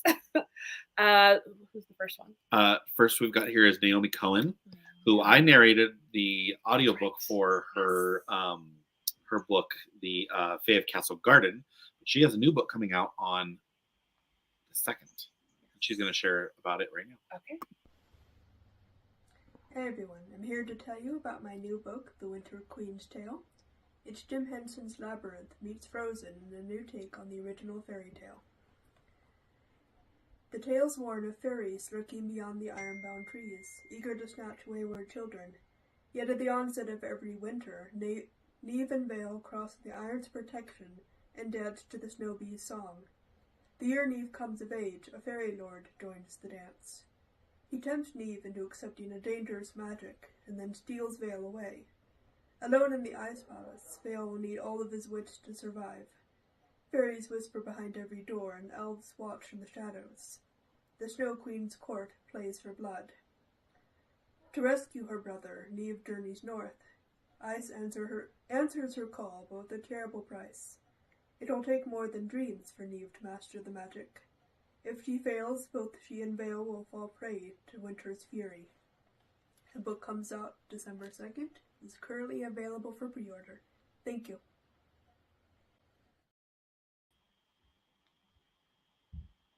So I describe her books, because Fae of Castle Garden, which I have read, takes place in New York City in the late 1800s. I describe her writing as if you could not get into Jonathan Strange because it was too dense, Naomi's books are perfect. They're really that's good. That's a good selling point. Exactly. Because I want to read Jonathan Strange. Fantastic. Yeah, absolutely. Yeah, if you love Jonathan Strange, you'll like this too. If you really, really want to read Jonathan Strange, but it's too much, then read Naomi's books because they'll do it for you. Yeah. Nice. All right, and then one more. This one's a little bit longer. From Reed Logan Westgate. Okay, here we go. Hello and happy holidays. I'm urban fantasy author Reed Logan Westgate, and I'm happy to have this moment to share with you my books and my shared universe, the Baku verse, as I affectionately call it. The Baku universe is a setting where magic and myth and monsters are all real. Lurking below the surface in our everyday lives, gods, angels, demons all vie, scheme, and fight over control, power, grabs, as Valeria the demon often says in my books, because they're bored. And it's jolly good fun. I'd like to take a few moments and introduce to you the 2-book series that I have out, the Baku Trilogy and the Soul Stealers Trilogy. So hang on just 1 second, and we'll dive into the Baku Trilogy. We start our journey through the Baku verse with the original series, the Baku Trilogy. This series follows Ixtlina Darkarrow, the descendant of the Baku, the mythological creature of Japanese lore and legend that consumes dreams. In Ixtlina's case, consumes nightmares specifically. As the dream realm is fluid, this gives her visions of past and present horrors and things that she feels she has to go confront and try to prevent, which causes Ixtlina to go out and get into all types of trouble as she hunts down creatures from beyond the mist. As she gets entangled in the schemes and webs of demons, she meets Oxivius Soul Stealer, the necromancer who, by all rights, should be everything she's been taught to hate and fear in the world. Cannibal, master of the dark arts, somebody who uses death magic casually. Yet Oxivius, time and time again, makes her re-question whether what she's been taught is good and evil actually is good and evil. As Oxivius likes to say, magic's all about intent, love. In this series, Ixtlina and Oxivius will fight angels and demons alike to change the world. After the Baku trilogy, many people reached out to me on Twitter and the socials and in reviews and said they absolutely loved Oxivius, the character. The mysterious necromancer. Where did he come from? What happened that made him the way he is? Who is this guy? Just give us more Oxivius. And so the Soul Stealer trilogy came to light. The second trilogy in the Bakuverse, the Soul Stealer trilogy goes back in time and explores Oxivius in the early days during the fall of the Knights Templar. Soul Stealer origin starts with Oxivius really being found by the Knights Templar. And he gets paired up with Marcus, this holy knight who is his polar opposite. These two guys should mix like oil and water. Yet as they struggle and go through all these challenges and uncover these plots and conspiracies, they become the best of friends. And they really challenge each other to growth. The Soul Stealer series overall looks to establish what makes a monster and what makes a man. This is a highly engaging series that goes back and explores exactly who Oxivius Soul Stealer is. And that wraps up what I have to share today. I really appreciate you taking a few minutes to get to know and take a walk through the Baku universe. That brings us from the beginning of time to the end of the apocalypse, if you will. And what does the future hold? moving next in that project. The next book in the Baku universe that's being plotted and planned is Nightmare's End, The Return and Aftermath. What happens to the world after the apocalypse? Thank you once again to our hosts, and I wish everybody a very happy and safe holiday, irregardless of what version you celebrate in the coming month. Peace and light to everybody out there. Have a truly blessed day. Thank you very much, Reed. And we are back. All right. Well, We did it. We did 25 it. authors Yes. in 2.5 hours. Yeah.